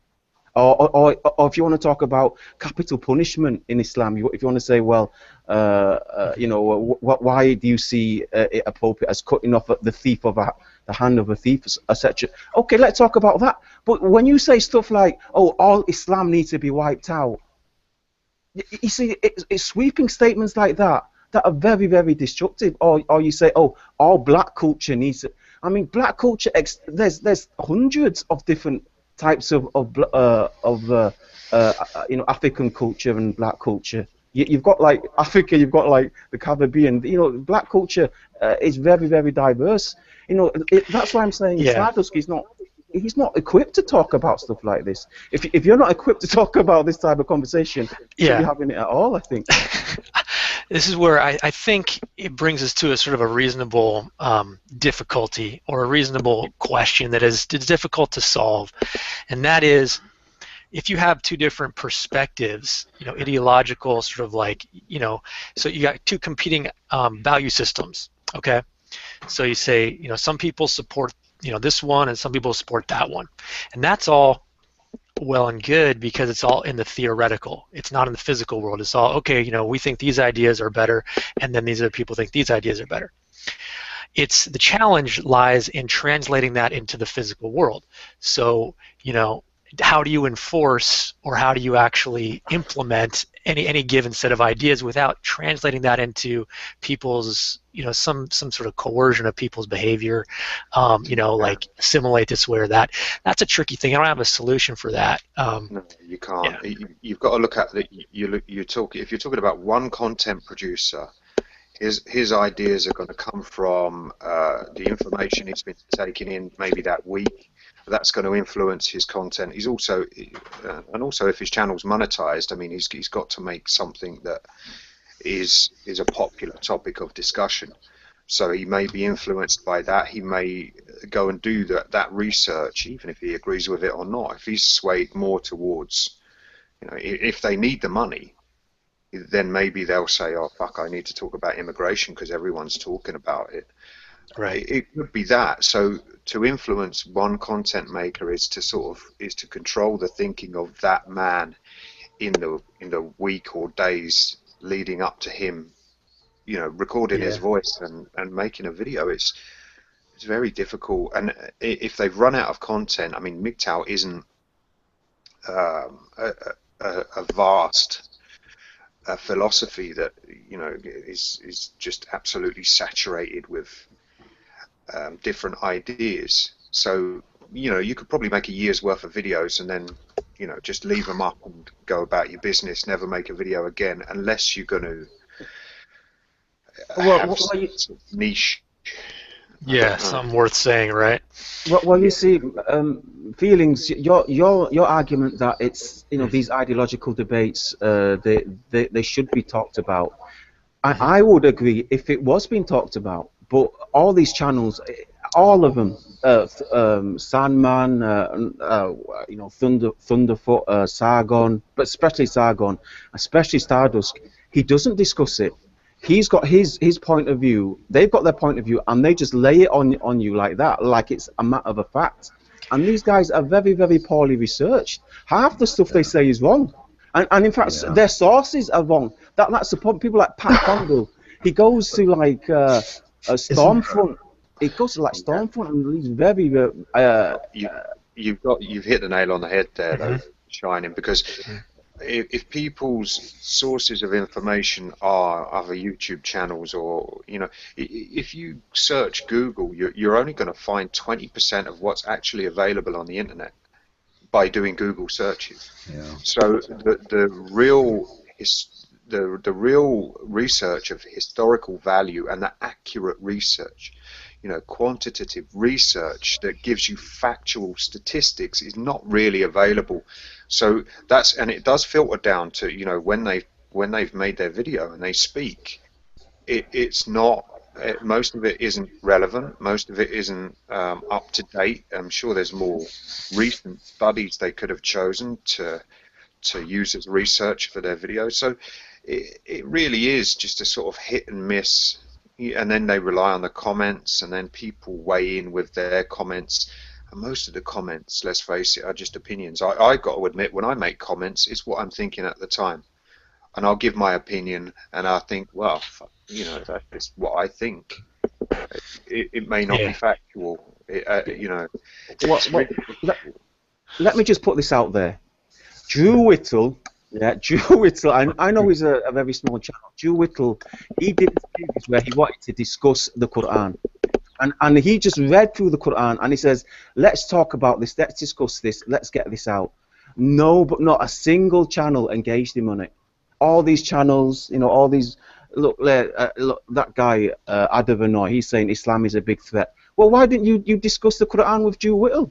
Stardust, why didn't you pick him up on it? Paul Wilson, why didn't you pick Drew Whittle's challenge when Drew Whittle's not a Muslim.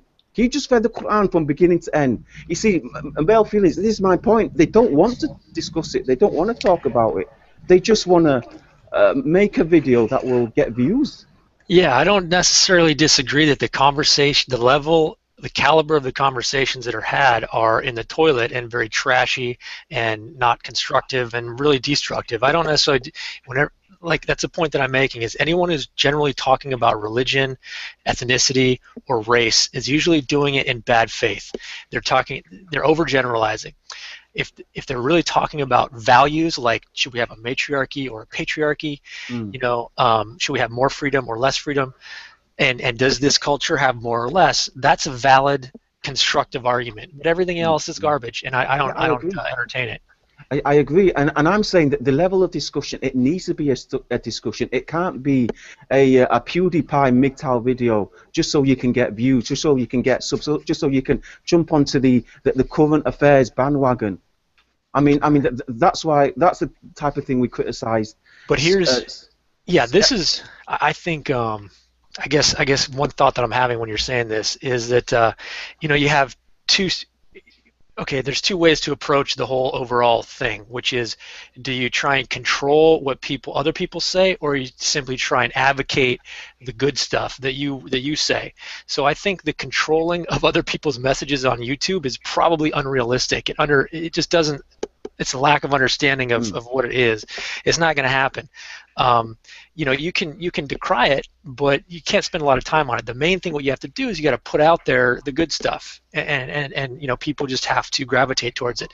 The control is just never really going to work. It's just not the realistic. market's going to do that for you anyways. We're looking at I was looking at Stardust channels, and he hasn't really grown in a year now.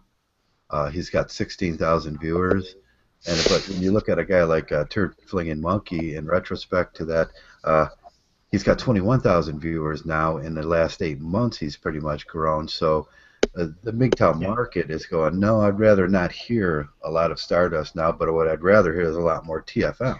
I think it's a shame. Example, because what I was going to say, sorry, Shining, just very quickly, that outlines there's two very different. Well, there's more than two, but in the context of this conversation, there's two very different types of Mgtow video going on there.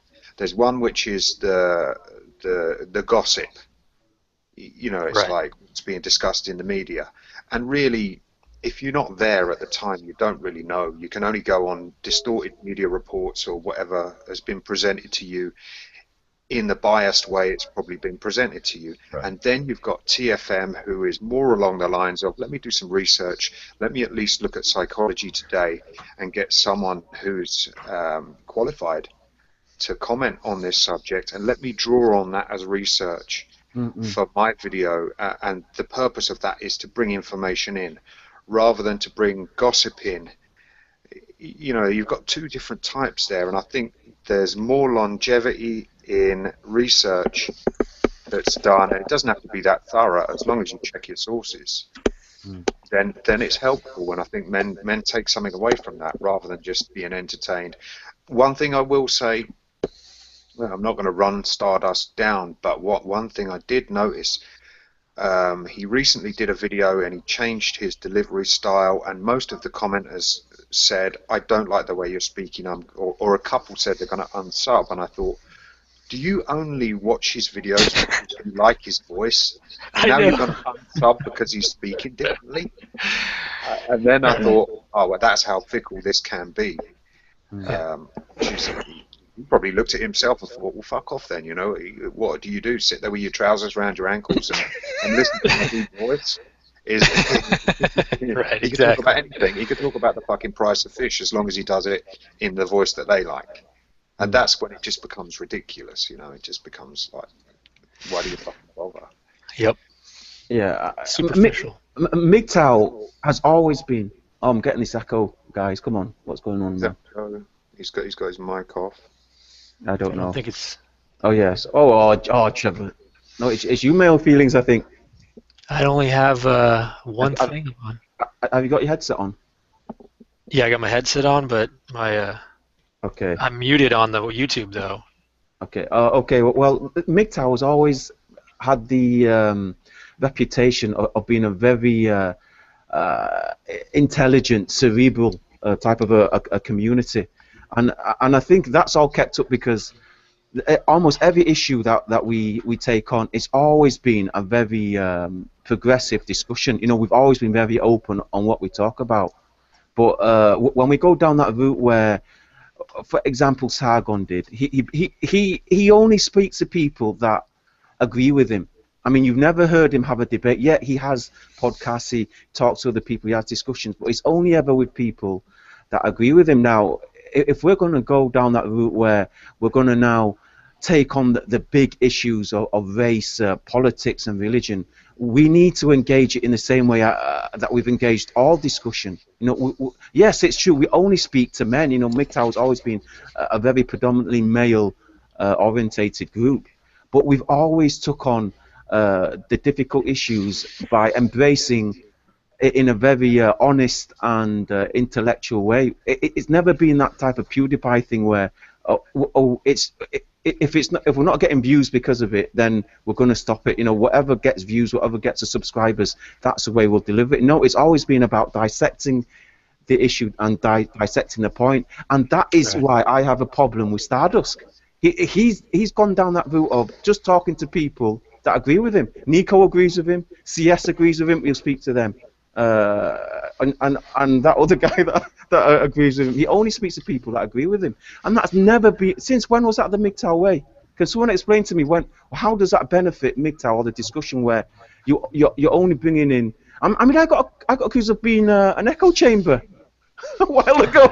It gets to the point that you can have conversations with people you don't agree with, as long as there's something in the conversation that you can both agree on. But if you're too far apart, then it just becomes like, I disagree with you and I disagree with you, and it goes back and forth, and then it just becomes monotonous. So I got one thing out of excuse me, Computing Forever's video, a messenger on that, or a related idea, and it's this idea that keeps resurfacing, that the middle ground is inherently the correct ground. So he says, and you hear this a lot,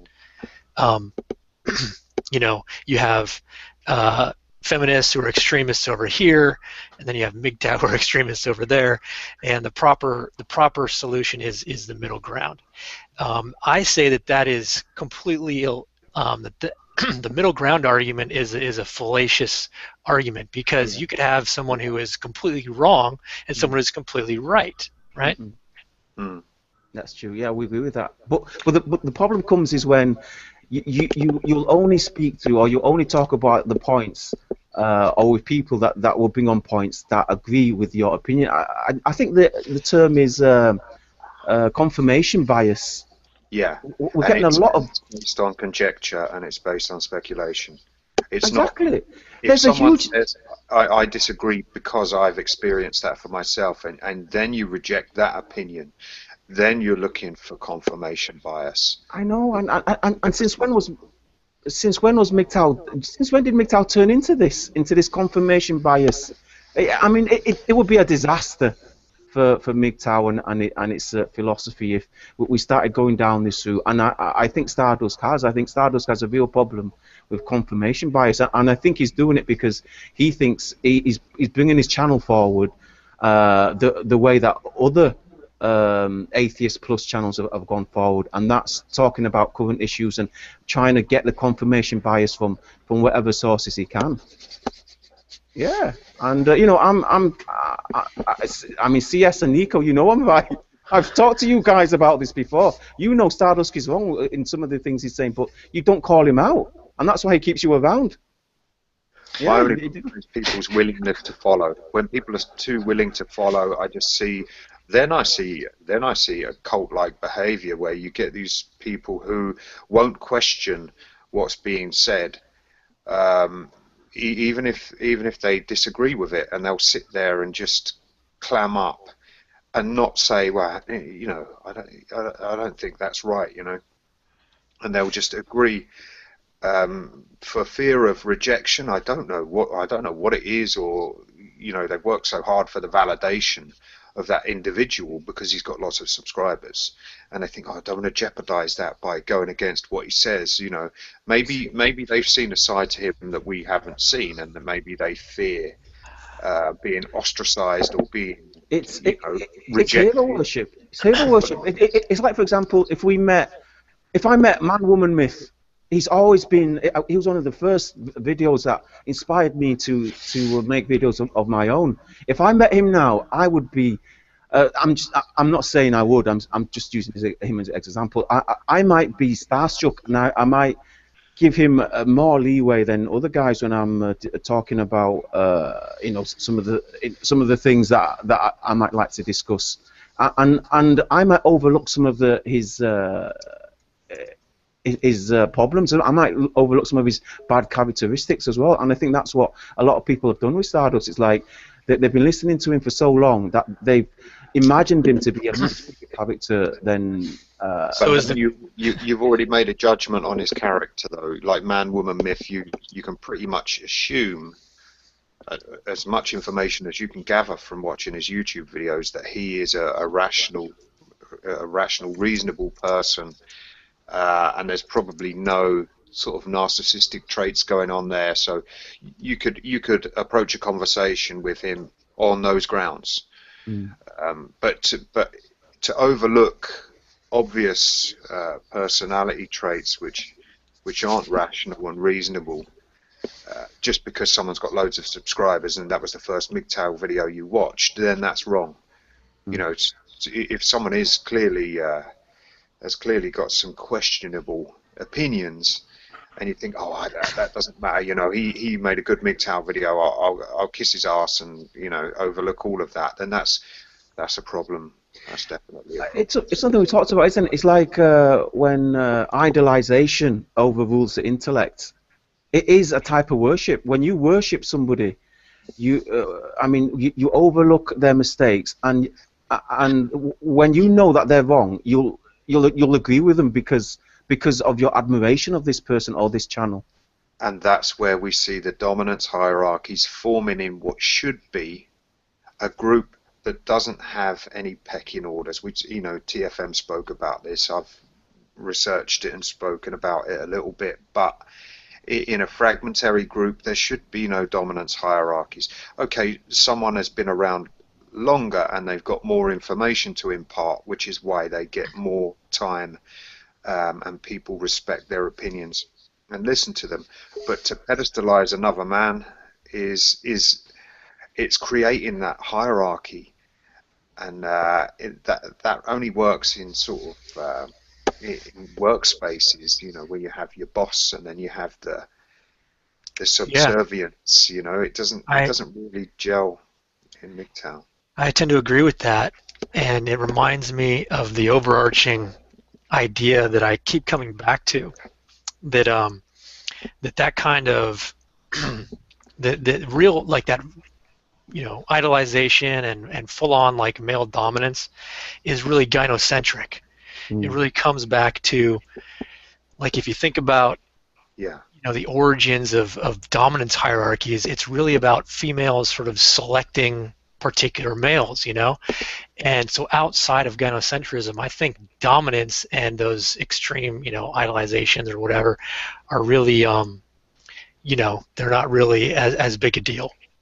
Well, let's look at labeling theory then, and let's flip it. So before we said labeling theory works in the context that if you label someone as a criminal or a deviant, the prophecy will fulfill itself and they will act out that behavior. So the flip side of that is if you pedestalize a man and you say, oh, he's a fucking messiah, he's, you know, listen to what he's got to say, then possibly that man could think, he could take on that identity and he could say, well, I've got these people expecting this of me, you know, maybe I am. Maybe I'll believe the hype, you know. Yeah. It's like when you see these celebrities with these inflated egos, and nobody's said a bad thing about them. It's sort of akin to that, but I don't know. Very true. Yeah, it's corrosive. It's destructive on both ends. It's corrosive for the people doing it, and it also is, you know, damaging to the person who's receiving it because they get this overinflated, you know, they lose perspective and perception on, you know, themselves. Yeah. I think it's an important male characteristic to have. It is humility. You know, I mean, did you guys watch my Thunderfoot video? I made it. I made two. In fact, there were so many things I wanted to talk about. I made two of them. I think I made a half-an-hour one and I made a 20-minute one. And in it, I took lots of little points. I mean, James Denton's on here, and me and James. I mean, anyone that saw the podcast between me and James Denton, we were very, very you know, intricate. We talked about the details of the theist versus atheist discussion. On my one with Thunderfoot, I pretty much had a very similar points in the podcast which I took with James Denton, but I used other sources rather than just me talking about it. Obviously, when you're making a video, you have that luxury. Now, the type of comments I got on that was, Thunderfoot has gone to an English university and he has a very good English accent. Yeah, he does. This is the type of arguments. After I spelled out all that about evolution, about the Big Bang Theory, about a chaos order and versus chaos, he comes out with Thunderfoot went to an English university and he's got a very nice voice. Isn't that interesting? the perception of an intellectual when he's got a posh English accent, people will accept what he's got to say because they make the assumption that he's well educated and he knows what he's talking about. Thorium, you know, has got that accent. Sargon too, right? A lot of traction out of that. Yeah. Where did Tilde come from? Thorium talks shit. Most of what he says is bullshit. And Tilde, I mean, I don't know what the fuck he's on about half the time. I don't listen to the couple of videos I've listened to. I thought, you know, he's the sort of kid that got wedgied a lot at school. He's one of those, you know, you just shut up. Getting revenge. Yeah. But yeah, the perception of someone's intellectual capacity is based on their posh English accent, and I see it a lot. And I always say they're the most intellectual sounding people on YouTube because that's it. You know, they sound clever. Yeah, I mean, I would much rather listen to Viva Vito than Tilde or Thorium. Has anyone seen Thorium's video on Thorium? The Thorium, the element, this new element that's going to power a car. A gram of Thorium is going to power a car for 2 years. I've researched that. He says it as if it's a fact. It's not. Have you researched thorium? No, I've not researched it. What the hell are you talking about? Just like you said earlier. Okay, but if you compare that, for example, to TFM, I mean, TFM, he's open to discussion. I mean, when Ibmore turned up, I said, because obviously TFM's of the belief that certain racial characteristics are better than others. So he says that I'm going to call them Orient. You Americans, you need to start calling them Orientals. You can't call them Asians. Orientals are more intelligent or have the most intelligent gene, and black people, they have a physical, you know, the physically. It's not true. Strong. It's fatherhood. It's not true. Yeah, exactly. And TFM believes this. I know, it's a mistake. He's mistaken on that. All right, he's open to discussion. He's not looking for people that are going to confirm his bias. He's not like that. And you see, this is what I'm talking about. That the TFM type of a Mgtow is a lot different to the Stardust type of a Mgtow. I mean, TFM, good on him. He came onto my Ibmore podcast with some guys that, you know, really didn't like him. And good on him, you know, he put up his side of the story, and it was a good discussion. I mean, even though there's like enmity that might come out of that, the fact is, isn't that the correct way of discussing it, rather than saying, okay, Sargon's got this new video on Islam, who's he going to get to discuss it? Oh, let's get Stardust, let's get Thunderfoot, and that's what these guys do. Yeah, and I'm saying, at what point did Mgtow turn into this? And I'm saying, I think it's, you know, again, with any kind of large group of people, you know, you either have the carrot and the stick. You know, I'm just not surprised that there's a lot of crap, you know, amongst the chaff. It's just, you know, and you know, I don't really sweat it too much. You know, policing it is cool, but like it doesn't stress me out, because it's like, as long as there are some guys who are doing good work, that's just the main thing that I care about. You know. No, I agree with that, and we've got the chat room on fire.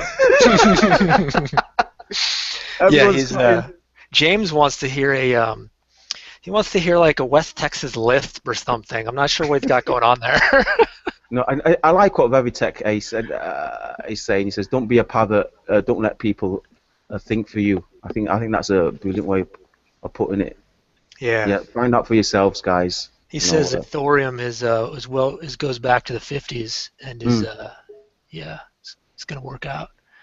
Yeah, well, we need thorium right now. Then we need that element, that fuel right now. Yeah, it's a whole story that it's kind of like suppressed or whatever. It's interesting because it does look promising, and but it just faces a lot of hurdles to actually come into play right now. But yeah, it'd be like really safe nuclear energy. Anyway, we'll see whether that or fusion comes online first. Well, it couldn't come sooner. I think that's something James Denton would would We need that. We need the energy, right? yeah. I mean, a lot of the conflicts is over wealth and abundance. So, do you guys have any? Should we bring up the Trump phenomenon? Is that Oh, I've already talked about it on the first one. I'll let you guys go ahead with okay? Oh, you talked about it this morning. that. Yeah, with Trav. I think Trav's fallen asleep. Traversable. Well, what's your view on Trump? Do you think he should be the king? He should be king of America. I think I think he's. I disagree with several things, several of his things, but he represents something that's more important than that, which is an overall rejection of the establishment, and just it's a massive middle finger to a lot of the entrenched corruption that exists. And that's not to say that he's perfect or he's not corrupt himself, but the overall message that his that he brings, the change, or whatever, the fact that he's doing well is that is basically a fuck you to the existing establishment, and that is a very positive thing. It's Cool. more positive than its negatives, so I'm in favor. Well, some guy this morning got really angry because he said, "Look, I want to know the UK's opinion on Trump." And then he says, "Okay, this is boring," and left when I didn't bring it up. And then Warhorse said, "Oh, who cares what the UK thinks?" Cheeky bastard. So I don't know. Messenger probably doesn't have an opinion on Trump, but maybe you can answer that guy this morning. What do the Brits think about Trump? Who cares? Who cares? It's like, what do the Americans think about fucking David Cameron? They're like, I don't give a shit. Yeah, male feelings. What do you think about David Cameron and Ian Duncan Smythe? Fair enough. Overall, I've sworn off politics like many years ago, and I tend not to engage. I thought Paul, what was his name? Ron Paul, was extreme enough to potentially be beneficial. Yeah, but the amount of change, their actual effect on your life is so trivial that it's really not that relevant unless you have some serious change. So to that extent, I've allowed myself to just pay a little tiny bit of attention to Trump, because the amount of change that he represents, like I said, is potentially beneficial. It's the same example. We've got like Cameron. He is not in touch with reality. He doesn't understand how the common man lives, and you can be pretty sure that Trump hasn't got a fucking clue how the average American family gets by. So they're so detached from reality. It's just. Well, Messenger, Yeah. Veritech Ace is saying to you, you'll give a shit if Hillary wins. Yeah, well, there you go. You won't. There you go, Veritech Ace. That's your answer. That's another reason. I lived through the Thatcher years, so I don't give a fuck. Oh yeah, we had Margaret. She was a disaster, wasn't she? She privatised the phone, the British Telecom. She privatised British Rail. She started off the foundations of privatising the NHS. She took away the milk for children, and she also privatised British Gas. What a bitch. The only thing that saved her was the Falklands War. She was very high profile during the Falklands War. It came along and saved her reputation. Yeah, my brother went out there, and she's capitalising on, the British Army going out and doing what they did in the Falklands. So that's the only thing that saved her. She was a fucking scumbag. But how typical was that? I mean, who else has done that? Who else has started a little war to distract the nation from the shit that they've done? Clinton wasn't his name. Did Clinton do that? Wag the dog. Do that? Yeah, wag the dog. Margaret Thatcher. She was a disaster. She was an absolute disaster for the country. Yeah, a woman running a country. Sending men off to war sounds about. Yeah. I was only a child when she did all those things, and I remember listening to my teachers, listening to my friend's father talking about it, and they were just saying, "Oh, I feel sorry for you kids when you grow up." And this is exactly the life we're living now. I mean, everything, one of the things that we have problems with is male feelings. You can sympathize with this, is the taxes. That we're overtaxed. We can't afford hardly anything. That's the whole thing. That should be all. Any political discussion should always be completely just thrown out and just come back to the only point that really matters, which is taxes are raping. So everyone goes, oh, the middle class has been destroyed by blah, blah, blah, a bunch of random peripheral bullshit. Okay.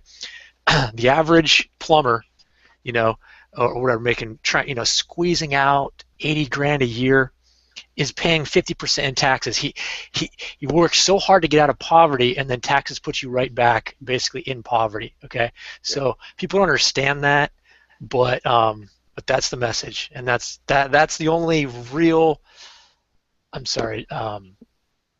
political issue or topic. The rest of them are just so far removed from having any impact on your life. It doesn't really matter, Taxes cripple. If a man wants to make anything of himself, then if you're self-employed in the UK, the tax threshold before you have to go VAT registered and charge 20% on top of your service, the tax threshold is 70 grand. So the minute you start making real money, obviously the 70 is not all yours, but you could say at least, if you're a good businessman, at least 30 of it is in your pocket. As soon as they see you get into those sort of levels in terms of turnover in your business, the government says, right, now you're going to start charging money on top, makes you less competitive. You have to pay your VAT bills, and the next thing you know, as soon as you start to do well, they put their hand in your fucking pocket. And it's just it horrible. demotivates. It's horrible. It demotivates me. I've had up to 10 men working for me, and as soon as they start that, and you get these great big fucking tax bills coming in, you think, shit. As soon as you accumulate some wealth, they take it. They do. You're better off scaling it right down and just staying under the radar there and keeping your profits at a maximum. Here's a little thing. Sorry to cut you off there, Messenger, but quickly before the Veritex says not even God asks for more than 10% tax. The government asks for 50%. No, I know you guys. I know. Yeah. No, listen to this. In Sharia law, I know Sharia law is getting a bad rep in West. Under Sharia law, tax is 2.5%. Government tax over 2.5. 2.5, and it's not upon the income; it's upon savings. It's beautiful. We're talking about tax, aren't we? There's more than one tax. Like if I talk about VAT, that's 20% of a total invoice. But within that invoice, within the wages, within the materials, everything is taxed. So it's another tax on top of the taxes. That is the critical issue. That is people. So Trump is a response to Americans going, why am I so fucking poor? I live in America. I'm supposed to, I work hard. I'm supposed to be able to build some wealth. But they haven't put it together. That the reason is because, the government is sucking all the productivity that you're doing on a day-to-day basis right out of you.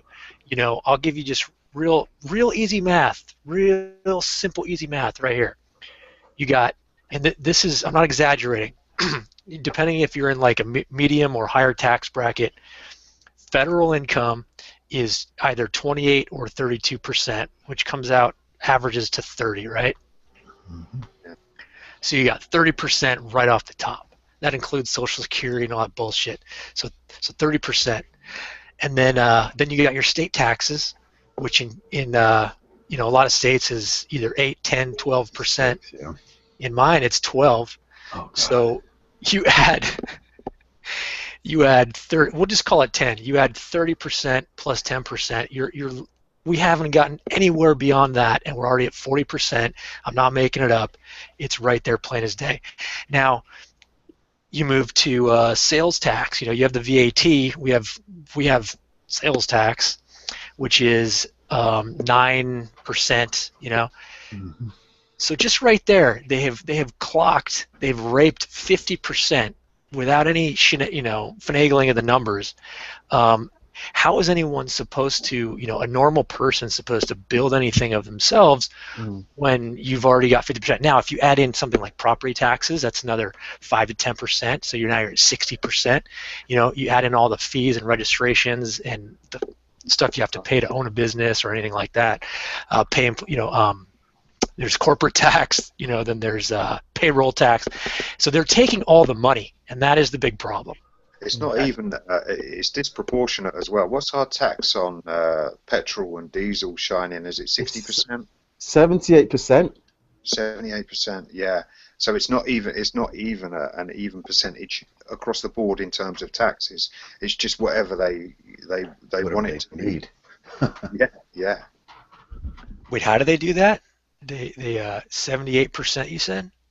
78% on top of the other type of tax. The fuel duty is something like 68%, but also the tax that they take off the petrol stations, and then the other tax that they put on it, like when the import tax they put on the oil, it adds up to 78%. The total 78. So for every pound's worth of fuel we buy, 22 pence is fuel, and the rest is tax. I once stayed in Dubai. I was in Dubai once, and I rented a car in there, and people in Dubai think that the fuel there it was expensive. To fill up a tank of a 40-litre tank of gas, we'll call it. Let's help the Americans out here, messenger. Put gas in my car. It cost me about £80. Okay, £80. That's about $120. When I was in Dubai, to fill up the same amount, it was £8. That's about $12 to fill it up. So about 40 litres.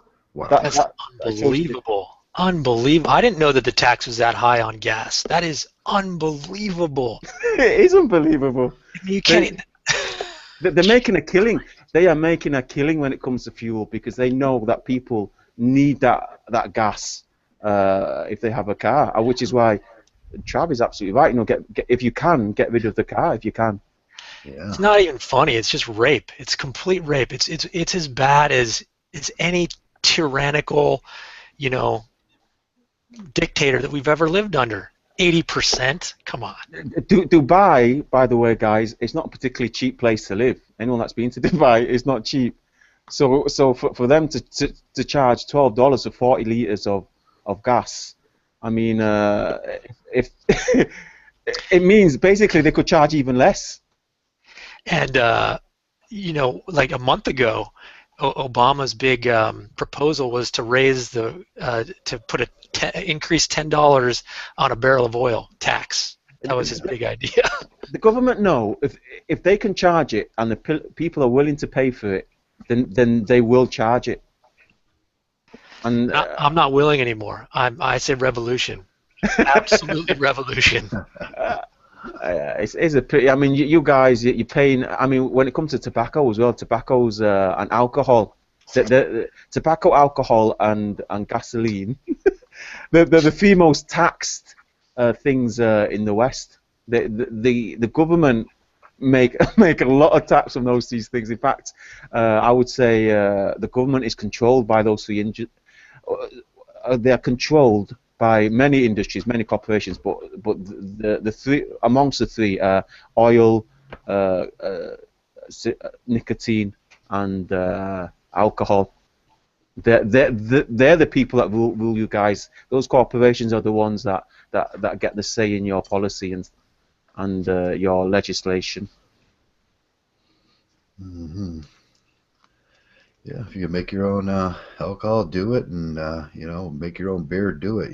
Take that tax back. That's the only way we're going to do it because I don't think people have I just don't think revolution is going to be in any sight or some kind of a hostile takeover of our company, which used to be a country. Well said. Well, that's the United States of a corporation, right? Yeah, it's a corporation now. It's a corporation. They run it like a corporation too. Nuke Proof is from the UK. Is Nuke Proof from the UK? Yeah, I'm glad to see more UK guys. Yeah. I mean, we're relatively small in population compared. I mean, the total official population of the UK is about 6.8 million. 68 million, sorry. 68 million in the UK. A lot of people on that little island, man. Yeah, a lot of, well, we've still got a lot of greenbelt, a lot of areas where people aren't allowed to build houses. But I don't know. I think what's population of the US? Is it something like 600 million or something? 300. 330, 325, yeah. Yeah, so 325 compared to 60. So you guys are about 30 times the size. 15 times the size of the UK population. That's not a factor of 15. You said 68 million, right? Yeah, 68 million compared So to it's roughly 330. 70 into 35. That's like it's 5, right? 5 times 7 was 35. Yes, that's just it's 5 times the population, but the land is way more than 5 times as big. I know. Yeah. We make up for it in police stations. We got the You make most up in amount. police stations. You Yeah, got the most in police prisons. stations. Police stations and prisons, we have 27,000 police stations. What's interesting is the prison population, the American prison population compared to the rest of the world and the British prison population. It goes some the British prison population is about the same size as one of our large cities, Coventry. Yeah, we can. Oh God. It's a million. It's 3 million people in American prisons. That's a small country. Yeah. Oh, Canada's got plenty of space. Why don't they open up Canada? We can make Canada into our prison system like Britain did to Australia. Australia. What do you think? I think it's a win-win both sides. Not a bad idea, Trev. Yeah, now we're talking. But yeah, you gotta. I don't even refer to them as prisons anymore. They're gulags. It's the American gulag system. Oh yeah, it's just reprogramming, isn't it? Yeah. Pay your tax, get married, pay your taxes, and it's the same thing we complain about. Oh yeah, I heard that. Don't smoke pot. I heard that the American prisons are being run by private businesses, private corporations. Yeah. Isn't that some crazy shit? Oh shit! I was watching one YouTube video about I don't know how true it was. One YouTube video where these couple of teenagers they were being interviewed and they were saying that they got put in prison because the judge got a commission. Yeah. For each juvenile prisoner they put away. Can you imagine? God. That's why I call it Daddies for Cash. That was Children for Cash, and it was in Pennsylvania, but not Bell Harbor. They put up a prison, so the judge and they looked around, and all the kids in the town were in that prison, and they wondered why. There was one kid. She got put in juvenile for having an argument with her parents. Yeah. And there was another kid. He got juvenile because he skipped class. He skipped class. I couldn't believe it. I couldn't believe it. Where is this? It's on YouTube. Just I'm sure you'll be able to search for it. What country is it? That's the US. Oh, it's in the US. Oh, yeah. You could go to prison for anything here. I swear to God, you get pulled over and for a speeding ticket, and they says, well, I'm giving you a speeding ticket. It's going to cost you $200, and you say, no, I'm not going to accept that because I wasn't speeding. They'll put you in prison. I don't know if you guys know, but the Magna Carta actually forbids people to be put in prison for other than a lawful offence. Yeah. Oh yeah, that's what no debtors prison. That's what it was about. No debtors, because they used to have debtors prison. We have that same rule over here, unless it's for child support. Then they're allowed to put you in prison for debtors prison. That is the central problem.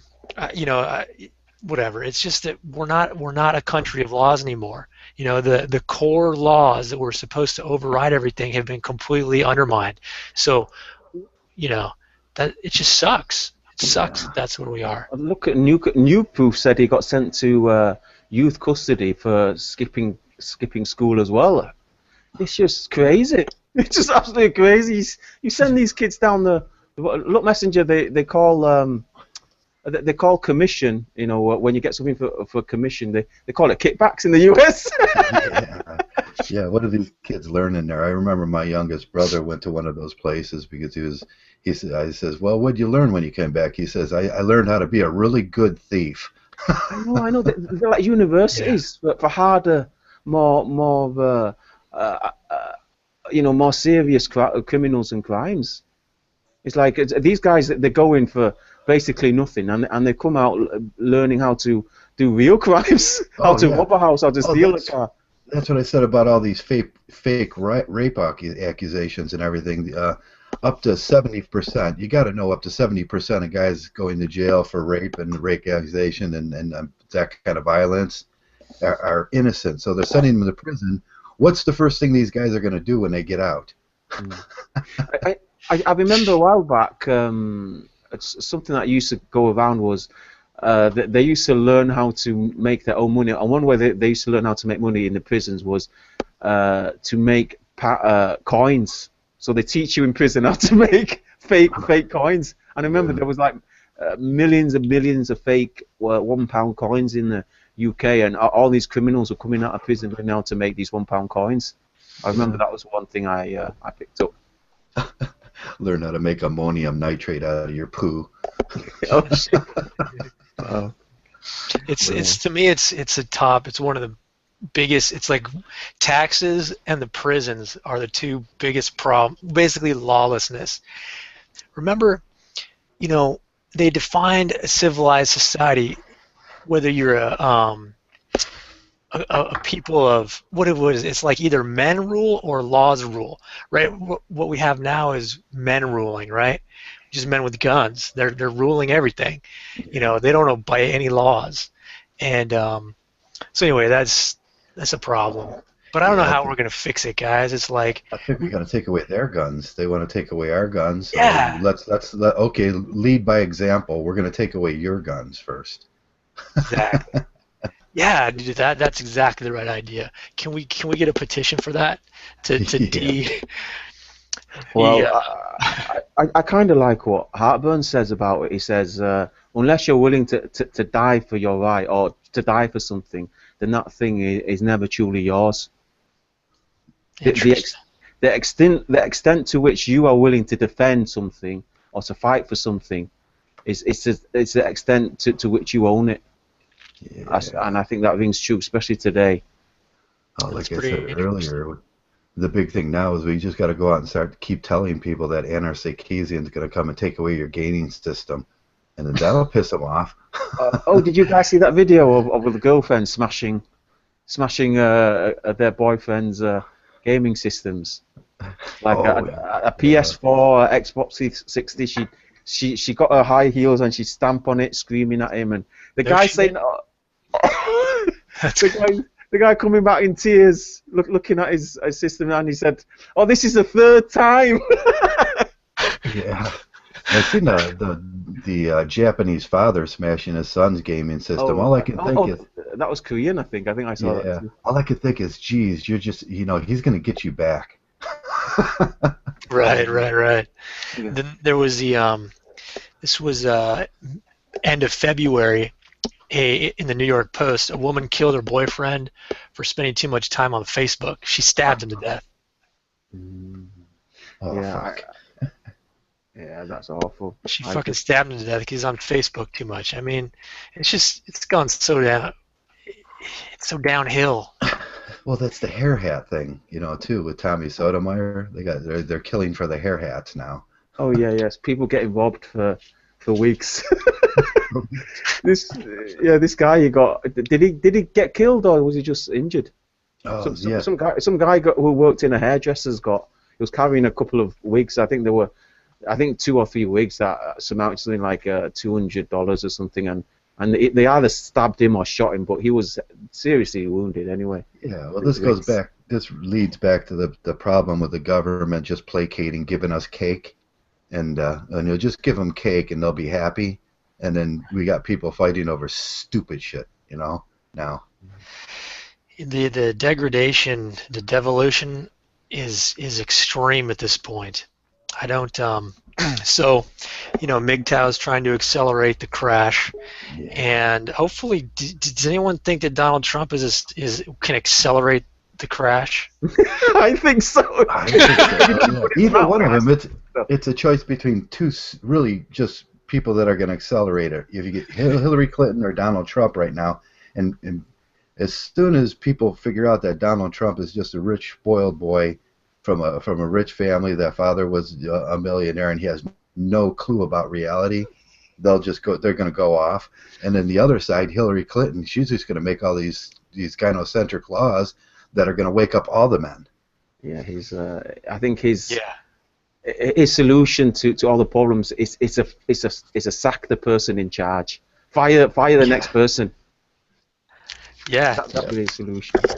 Donald Trump is the crash rhetoric. Yeah. Yeah, but he never talks about getting rid of that Health and Human Service catastrophe and making it like putting it in the library and making it a user-friendly service, so you can just go on your computer if you run into a social or financial woes. You just go on your computer, you type in your information.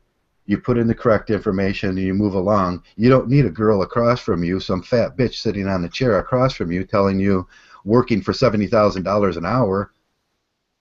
Let's get rid of that system. But no one wants to talk about getting rid of that. Well, but here's what I would say to that, Traversable, which is if you can at least have guys in there. Okay, if someone's super anti-government in general, then HHS gets cut by default, right? Because it's part of the government apparatchik. Right. Yeah. So at least yeah. Yeah, let's get rid of you can get rid of the divorce court system. Get the government out of our bedrooms. You lay off these judges that are just on welfare. That's all they are. Is all these judges are making close to $1 million a year on corporate welfare. So I want to know what these so-called social scientists are doing, because their main task is to get rid of social inequalities. And why are they not seeing? I mean, there's in Australia they've got Senator John Madigan, and he's bringing to light all of the problems in the family court system and the knock-on effect of all these single-parent families and the criminality and the suicide rates among teenagers that are a causality of the family courts. And why aren't they addressing this? Why is nobody seeing that as one of the major inequalities for children, for men? And it's like, was it Hartburn's comment that said, you don't own something unless you're prepared to defend it? It seems like someone's very aware of that, and men are expending so much energy trying to defend their right to be a father, or their right to fucking live in a family home, or at least see their kids. Right. So why are they not looking at these issues? And how the politicians? Why aren't they looking at how much of men's energy is expended on these family courts? How much of their wealth is ploughed back into this corrupt family court system? And what would be the effect on the economies? Because it's worldwide, we know that. What would be the effect on the economies if they at least found a better way of dealing with it, or stamped it out altogether?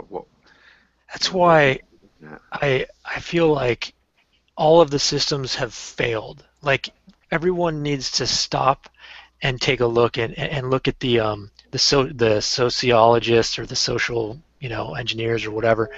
Yeah. Look at them. Look at the politicians. Look at the banking system and the our economics system, whatever it is, our educate. And you just simply have to look at that and say they've all failed us catastrophically. Yeah. They don't even keep figures on it. If you look at Senator John Madigan, for example, when he questioned the representatives from the Australian Family Court, he said to them, right, what are the statistics for children who come from fatherless families? What's the percentage of those that go on to commit suicide or become drug addicts or fail in their exams or just truant completely from school? And the family court said, we don't keep statistics on that. We can't give you figures. It's too far-reaching. You're talking about decades of family courts and millions of children. So there aren't even any fucking records. So a social scientist wouldn't even be able to begin to gather figures or get any quantitative evidence together, to begin to address it. Because they don't really care. They only care about their power, right? Yeah, they only care about their tower. It's like having a government-run gas station and say, well, we're not going to sell gas to the consumer anymore because it's so expensive. But we'll keep the office in here and give ourselves raises. Right. Exactly. Yeah. It's like the buck stops here. Once they walk out of the family court, that's it. We've got our money. That's the standard contact order. Yeah. I don't know how weekend or whatever. How people can't just look at all of that, Health Human Services, the courts, all the everything they're doing, and see how it's not doing anybody any good. There's no value that's coming out of all these government apparatchiks. Well, the first thing we yell when we let them yell deadbeat dad and baby mamas, that's the first thing that they're going to yell, and they're going to say okay, and then we're going to have these rebel masses saying well, we'll just cut the consumer again, and then that'll be the cure. That's not the cure. They're not making the connections. The cure is getting rid of the building. Yeah. See, when we speak about, there was a lady speaking about, and she got a TEDx talk on parental alienation. And you have to get past this fucking gender hurdle where people have to be so PC about it and say, well, it's not just fathers, some women don't get to see their kids. And I got in the comments and I said, look, stop being so fucking PC about this, yeah?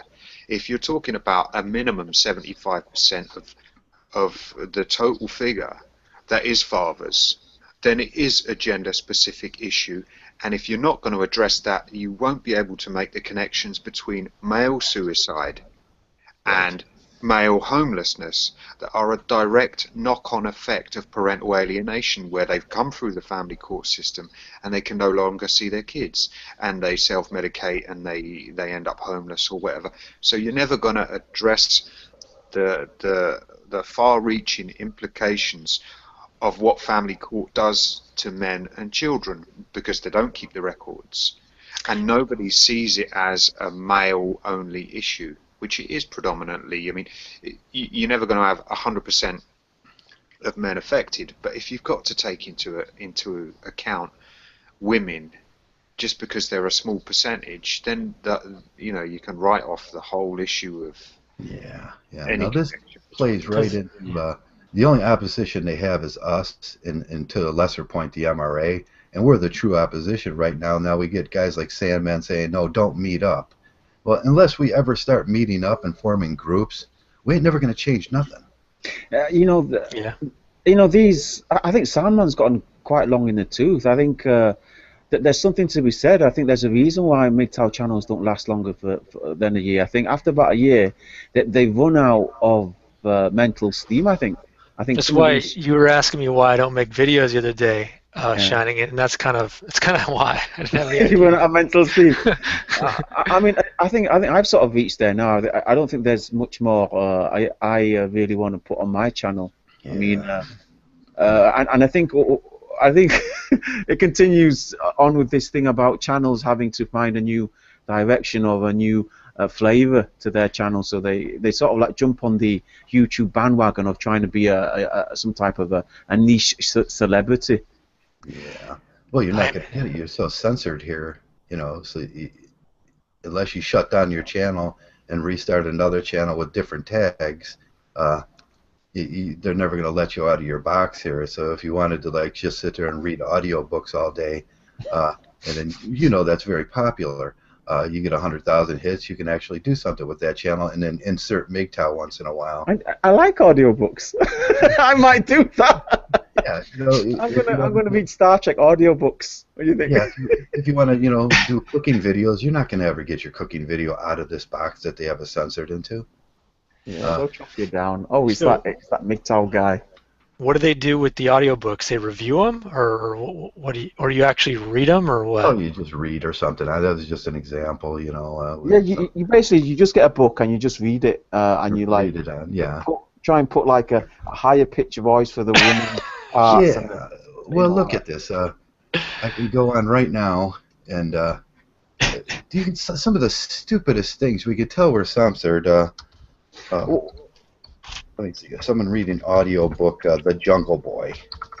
Well, just quickly, just to address Messenger's point, I think it is quite telling, and I think Mgtow men should see that the politicians don't have your best interests at heart at all. The fact that men's issues, and there are some really serious issues. If men are committing suicide at a record rate, if men are being imprisoned,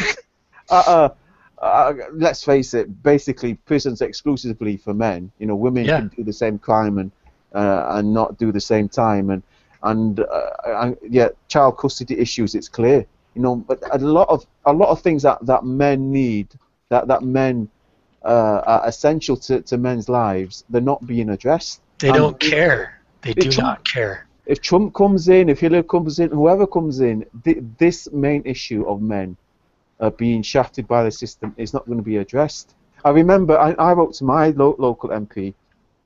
He was the only serving member of parliament that spoke on this issue. I know, what's his name? That guy that everyone, Mike Buchanan, I think his name is. I know Mike Buchanan was an ex-Tory MP, but he had to leave the political scene before he started talking about men's issues.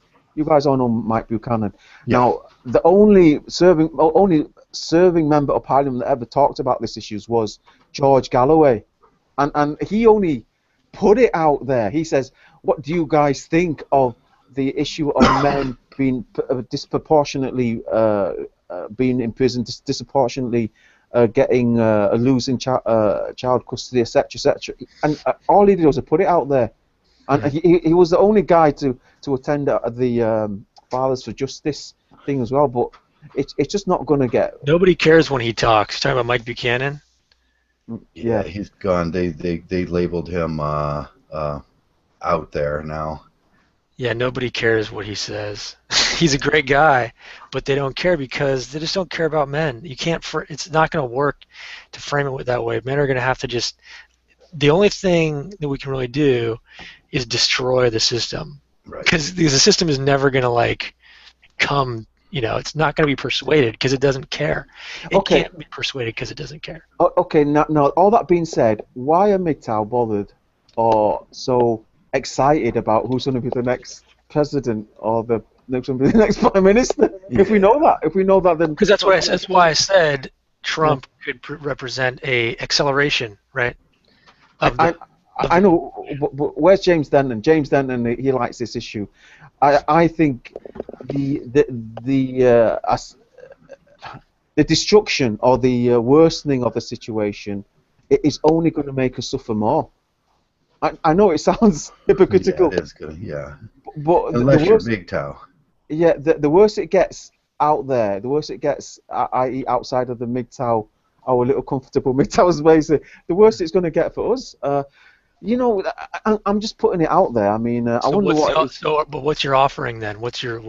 I don't know. I'm just putting it out there. I mean, if we look at what happened to the Japanese SK Danchis, I mean, I really would like to speak to them guys. I mean, how is life for them compared to the blue-pilled Japanese guys, and what was it like, say, 20, 30 years ago? I mean, that would be a really interesting conversation, don't you think? Yeah, well, I mean, we could probably look at them and make some vague assessment. I mean, don't you think they're probably better off now? I don't know. You know, I mean, do you think? I mean, we're in 2016 now. I mean, we can trace back, the general expansion of Mgtow. I think the blooming of Mgtow, back only a couple of years at most. I'd say at most a couple of years, Mgtow started to really start to expand. Now, what would the MGTOW lifestyle be? What would life be like for men in, say, 10 years' time, 20 years' time, compared to today? Oh, they'd be healthier from no stress, obviously. Yeah. Happier, healthier men produce more. Well, so yeah, the core element for improvement there, that I shining, is to the extent that men can retain their inalienable right, or they can reacquire some of their inalienable right to private property. That is, Right. the actual right to their own productivity. Then things will improve. So if the system has to collapse, whatever. But right now, what men suffer from, the main thing is that the government is able to take everything from them, right? It takes their money, it takes their children, men don't have the right to own anything. The right to ownership is gone for men, right? It's confiscated.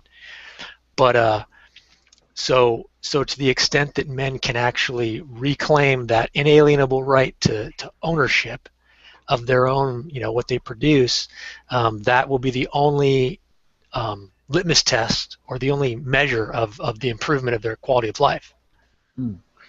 I theorize that the West will handle it a lot different than to the Japanese government. The Japanese government just sort of it sort of turned a blind eye to it, so to speak, and they didn't really address it, except that, oh, we're going to have to do something about it soon. When? Oh, soon. It was always something that they kept on putting off, and now obviously they've got a huge, in comparison, a huge ratio of elderly being supported by a smaller and smaller workforce. Yeah, but again, this is all, and this is why, Stefan gets a bad rap. Stefan Mill. I don't know what you guys think of him, I don't but like him. you don't like him, but his core, yeah, his style, I freaking can't stand. He drives me insane. But what he's saying, his core, value of non-coercion, non-statism, is the right one. So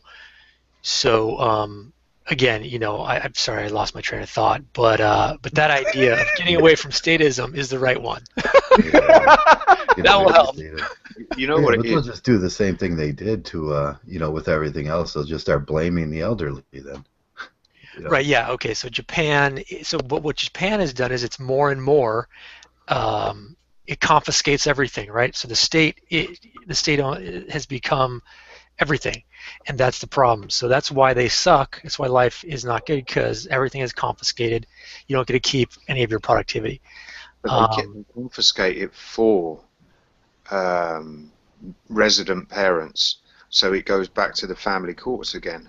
Even if you live in social housing, or you've got a mortgage and you own a property, the state will forcibly kick you out of it or force you to sell it, so that the children are housed, and then of course the resident parent is always, Right. nearly always the mother.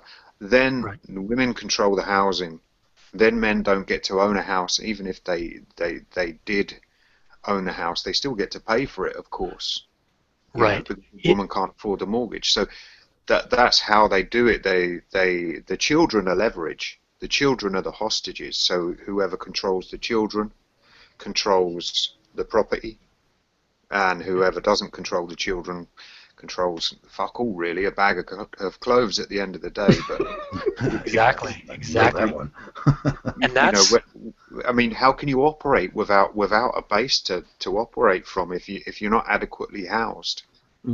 You're limping already. and that's where I think people, we lose perspective, because we have this, the ideal of freedom, of a free people, liberty, theoretically America, and theoretically these democracies like Japan. We get attached to the idea of freedom, but we don't really know what freedom means. Okay, freedom is the right to your own stuff, and that the state doesn't own it and can't confiscate it. That's a very simplest definition of freedom, right? So when they're taking, you know, your house because of your kids, they're using your kids as an excuse to take your house. What they're really simply doing is confiscating your, you know, they're depriving you of the right to ownership. Ownership cannot be violated. If you own it, you own it, and they can't come with any excuse to take it, short of you, you know, killing people or something like that. So we've lost freedom because we've lost private ownership. And it works in reverse. When they take away your freedom, then you lose everything you owned as well. You know, if you don't pay child support and you end up in jail, there's a good chance, you know, unless you can sustain what you've got outside of prison, then you're going to lose that as well. So right, yeah. When you're in jail, everything you own is going to get thrown out in the front yard, and they're going to take your house, and you know, you're in jail. What are you going to do about it? That's right. Really sad. It all begins with self-ownership. You know, the difference between any, you know, any dictatorship or kingdom or any supposedly unfree society is that nobody can actually own anything. Only, you know, everything is owned by the state. So the radical thing that came with supposedly the American cultural, you know, phenomenon was that, you know, that the people own themselves, nobody owns them, and they can own stuff. But once you eliminate that, you know, you're living with a bag of clothes. You don't own anything. You cannot live as a dignified human being. Yeah. look at all the subliminal messages there are as well. The way they manipulate people's minds and convince them that they need to own certain things, and people fall for it. You know, we went from an industrial society to a consumer society, where, you know, whereby people now are judged not by their trade or their skill, they're judged by the car they drive or the clothes they wear or the mobile phone they've got. That's how they define their identity now. So, and that is all driven by the media and social media, and we're fucking bombarded with advertising. And there was a social scientist called Bauman, and he argued that consumer society was influenced by those who were seduced, those who were easily influenced into buying into this lifestyle. So then you've got all of these subliminal messages coming in telling people how to live their lives, and they can control people and manipulate them, tell them what to buy, influence how they dress, where they live, what car they drive.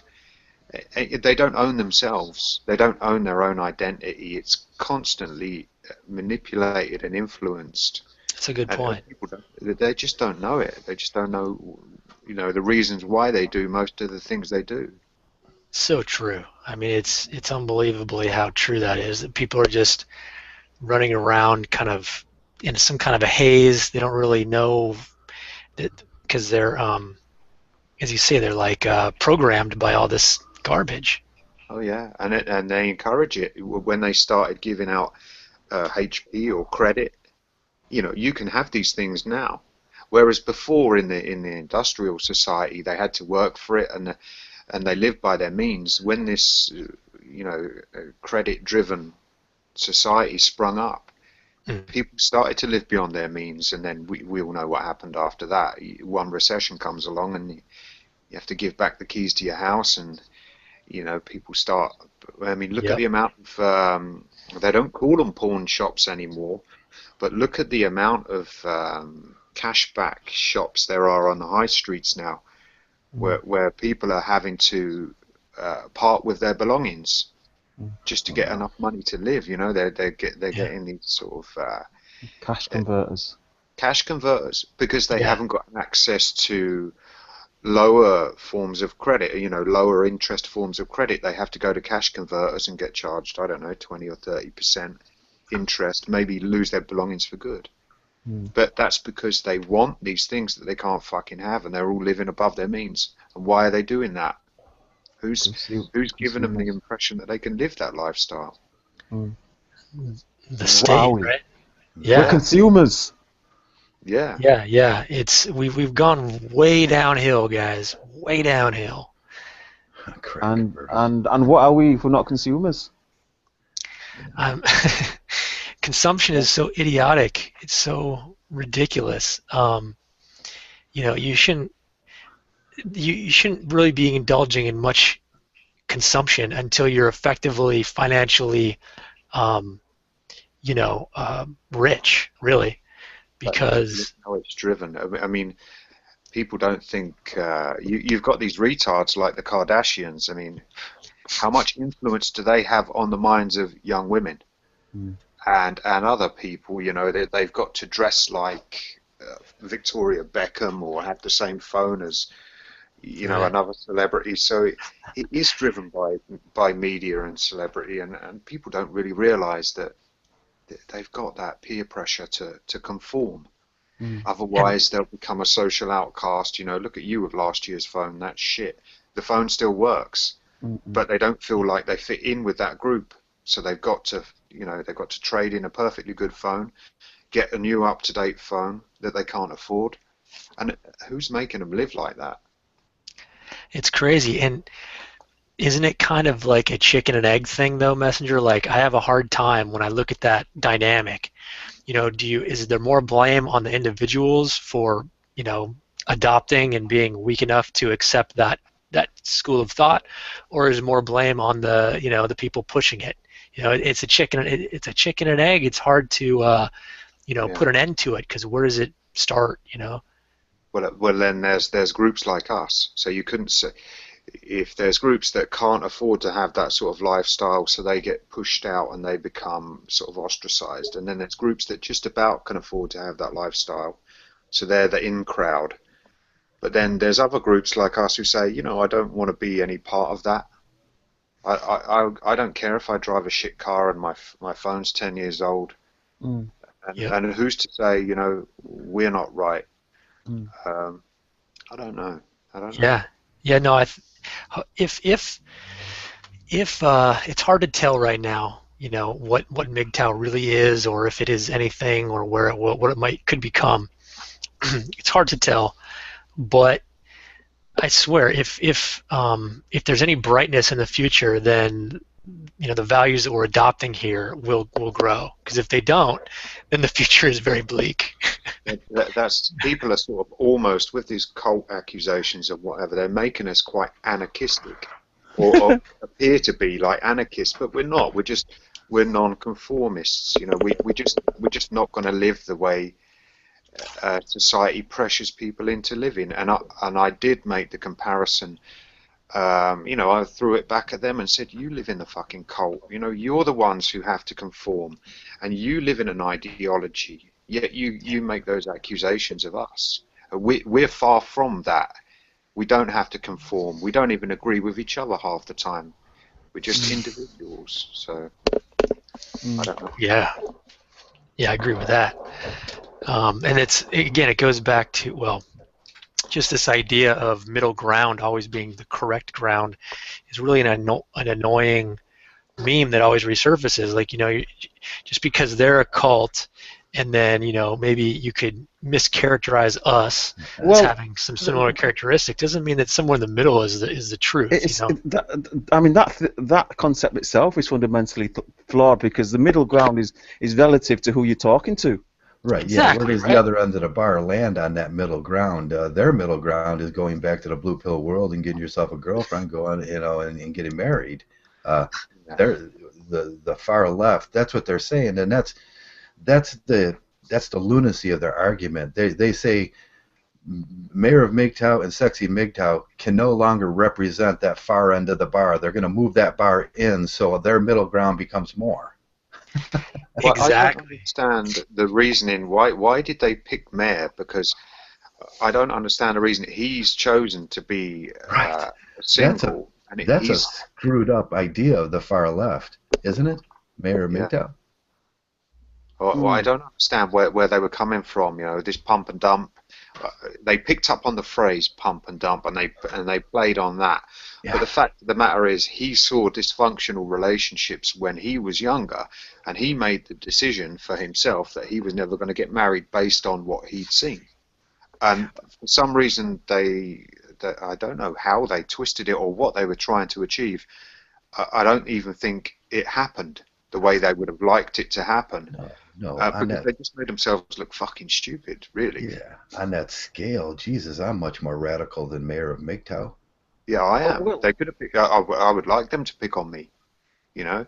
Yeah. But when I call women evil and I generalize and I say all women are inherently evil, you know, they could have picked up on that, surely.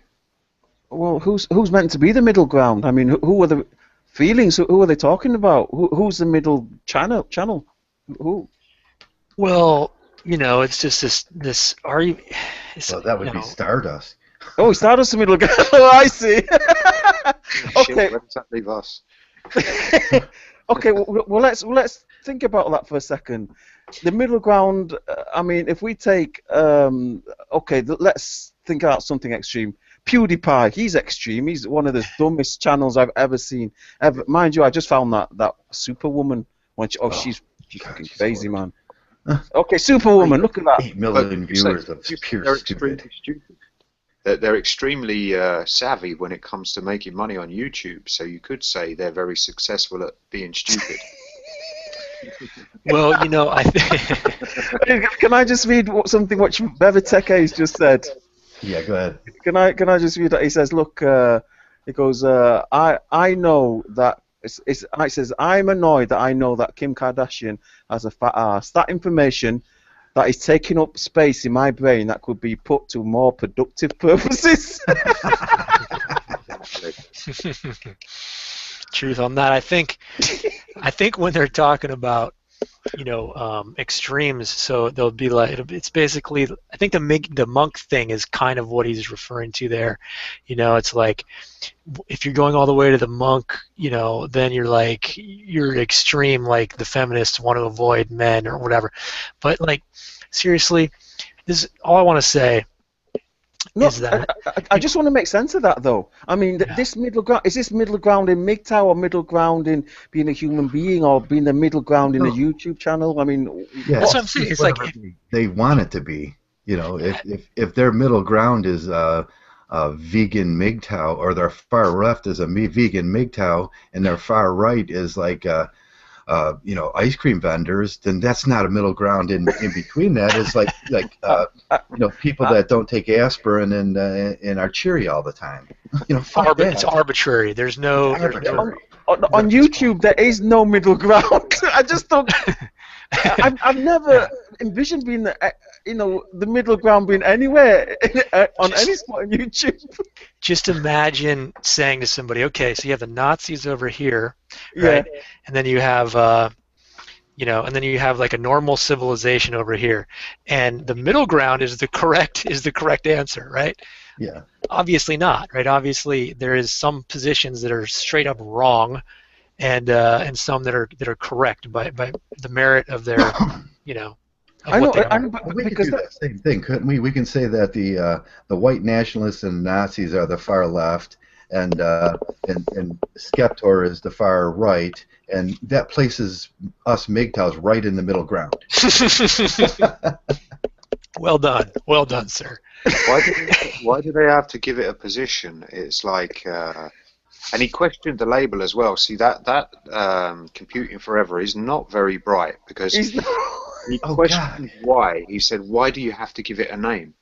Well, because you can't fucking talk about something unless it's given a concept or a name. I mean, what are you going to do? Pause every time you get to the subject of Mgtow and then carry on? Just beep it out. Just beep out the word Mgtow. It has to have a name. It's like if everything in the world was put in a fucking tin can and you didn't put labels on the tin can, you'd have to open every single fucking one to find something. Why do you guys use words for anything? don't use words. Yeah, stop using words to describe things. You know. I honestly think that this middle ground thing. It's like, where's the middle? YouTube having a middle ground. Why can't you just call it being a bachelor? That was his reasoning. Right. So that I think there's a practical approach to that right there, because so I'm glad you brought it up, Messenger. The idea of like, well, what do words mean? Why do we even need them?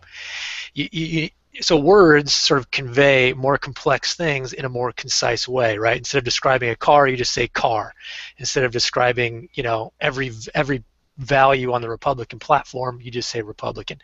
Instead of, but to the extent that we can be very concise about what we represent, whenever it is misused and attacked, the Mgtow or whatever, we can efficiently combat that. So, I think, if Mgtow represents, male self-ownership, male sovereignty, and rejection of basically slavitude and servitude in a world that is hostile to them, that we can just continually to drive that message home, and everything else just goes away, all the other criticism and bullshit, I And just think isn't it's bachelorhood is like a temporary deal. It could be Right. involuntary, or it could be voluntary, but it's it's not a lifestyle.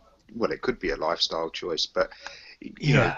Mgtow is, this is where I stand. Yeah, It's you could be a reactionary to. bachelor and still be a pussy beggar on a white knight too. Oh, And yeah, you could be Yeah. a PUA as a bachelor. yeah, they're bachelors. Sandman's a bachelor. That's always been my argument with Sandman. He's a bachelor, but he still begs for pussy, and he's like he would just he's not in that mentality. Unicorn in waiting, right? Yeah, the new unicorn waiting. He's got to get more. It's one away, definitely. Yeah. That's a great point. Like, because bachelor is defined, the term itself is relative to female, right? You can't. The implicit in the word bachelor is, not married. Not married, yeah. So it references the female. See, the Mgtow doesn't even make reference to the female. It just says men going their own way with respect to the entire world. Right. Which We is don't much care more what the female's And doing. choice as well. See, a TFLer could be called a bachelor, but he doesn't have much fucking choice in the matter. Whereas a Mgtow is perfectly capable of going out and getting a woman, but he chooses not to. So there's so many ways we could just debunk that accusation. Yeah, well said.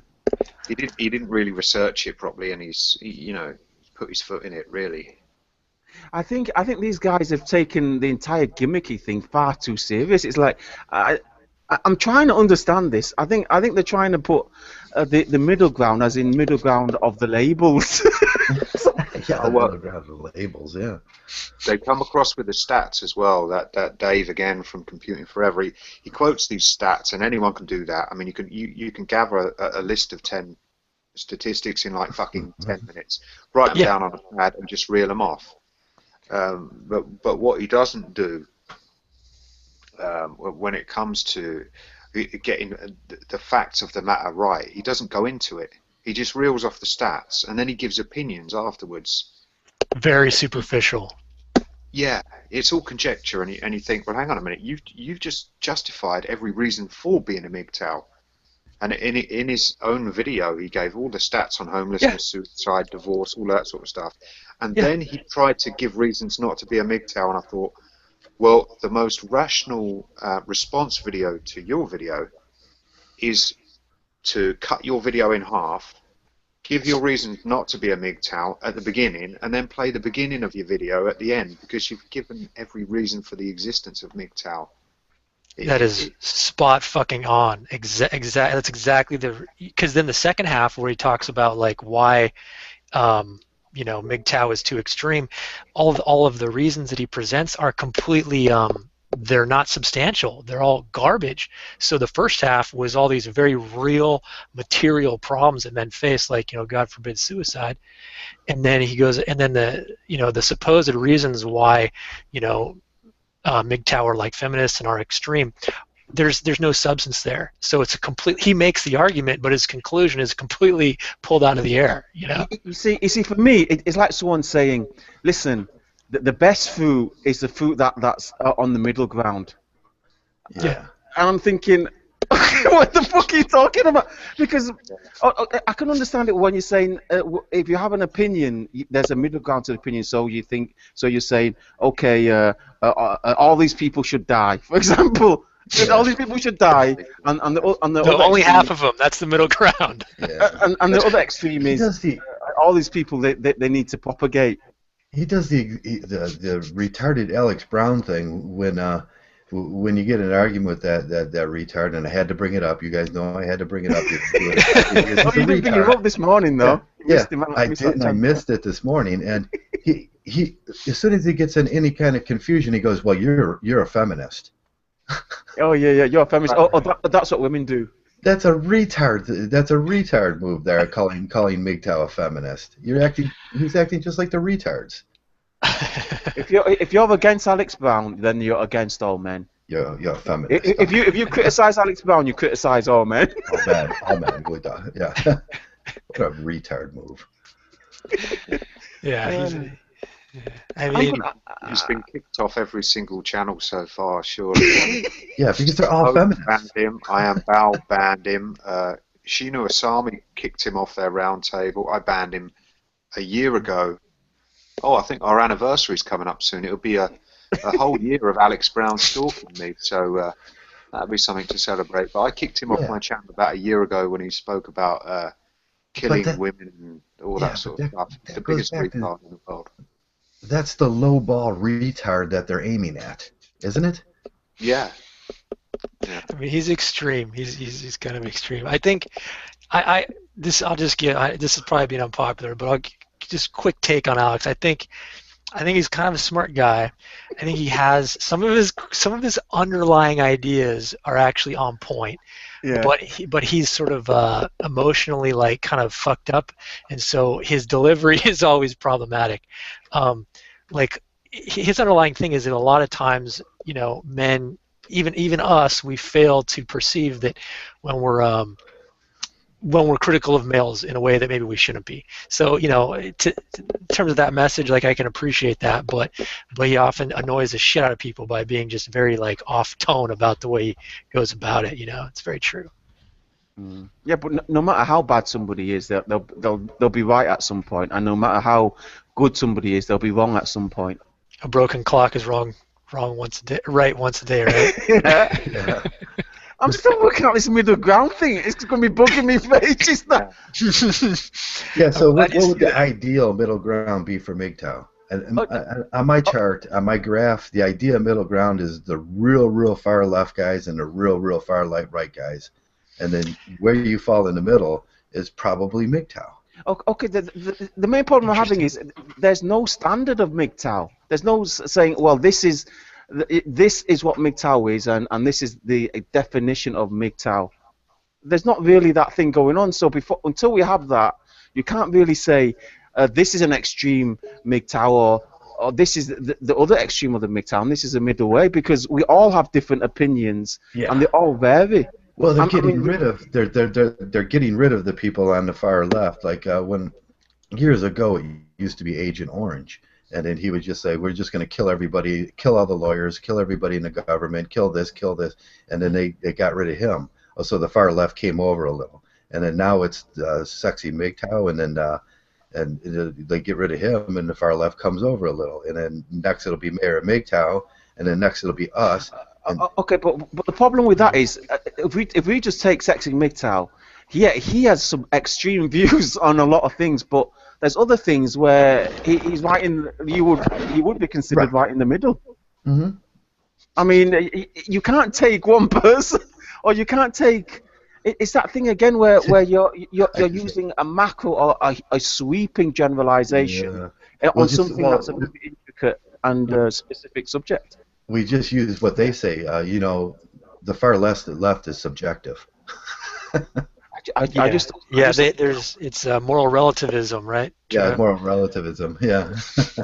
There is no correct position. That is really the two very competing worldviews right now. Is that there is either everything is relative to your own perspective, or there is an objective truth and correctness. You see, I would think. I've always thought Mgtow has been one of the most intelligent a group of men in the English-speaking Western world, and I would think that intelligent men, as soon as they hear something like the middle ground is always the correct ground, I think that would be enough proof for any thinking man to recognise that person is a complete idiot. He's arguing for purple pill mentality. He's sort of saying you can't be that extreme that you abstain completely, and you can't be that extreme that you become a voluntary slave to gynocentrism. So you got to fit in. Is that what he defines as middle ground? You know, because that's just being a fucking PUA. You know. Yeah, Come yeah. on, guys. There's no real substance there. It's not different. It's not materially different than everything that has come before. No, it's not drawing any boundaries. It's not saying this is what I stand for. It's just saying, okay, well, I'll just fucking blur somewhere in the middle and hope it works out. It's lazy. It happens to land blue pill bachelorhood is his middle ground, and that sucks. That's a It's horrible. like those. That's being well.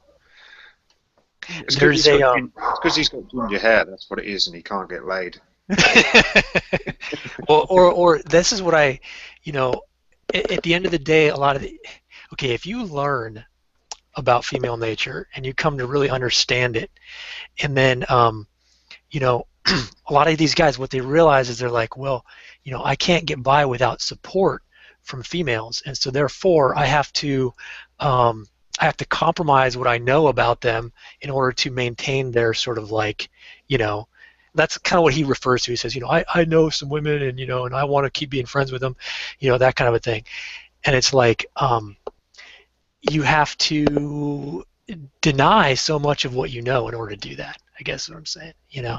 And it's just a very weak, it's just a weak retreat from what you've learned. I just don't understand why Mgtow watch these channels. That's all. I mean, I've heard some of these channels. I won't mention, but he comes out with statements like, "It is what it is," or "Good is good and bad is bad." I mean, what kind of information is that? It's like that's just a resignation of defeat. You know, it's like, all right, it's shit, but I'm going to do it anyway, rather than standing your ground. He's just saying, you know, I give in, you win. You know, I'll do whatever you want me to do as long as I can, you know, carry on living like this, rather than being like the rest of us and saying, no, we're not going to play the game anymore. Yeah. He's saying, all right, it's rigged, but fuck it, you know. If I get fucked over, I get fucked over.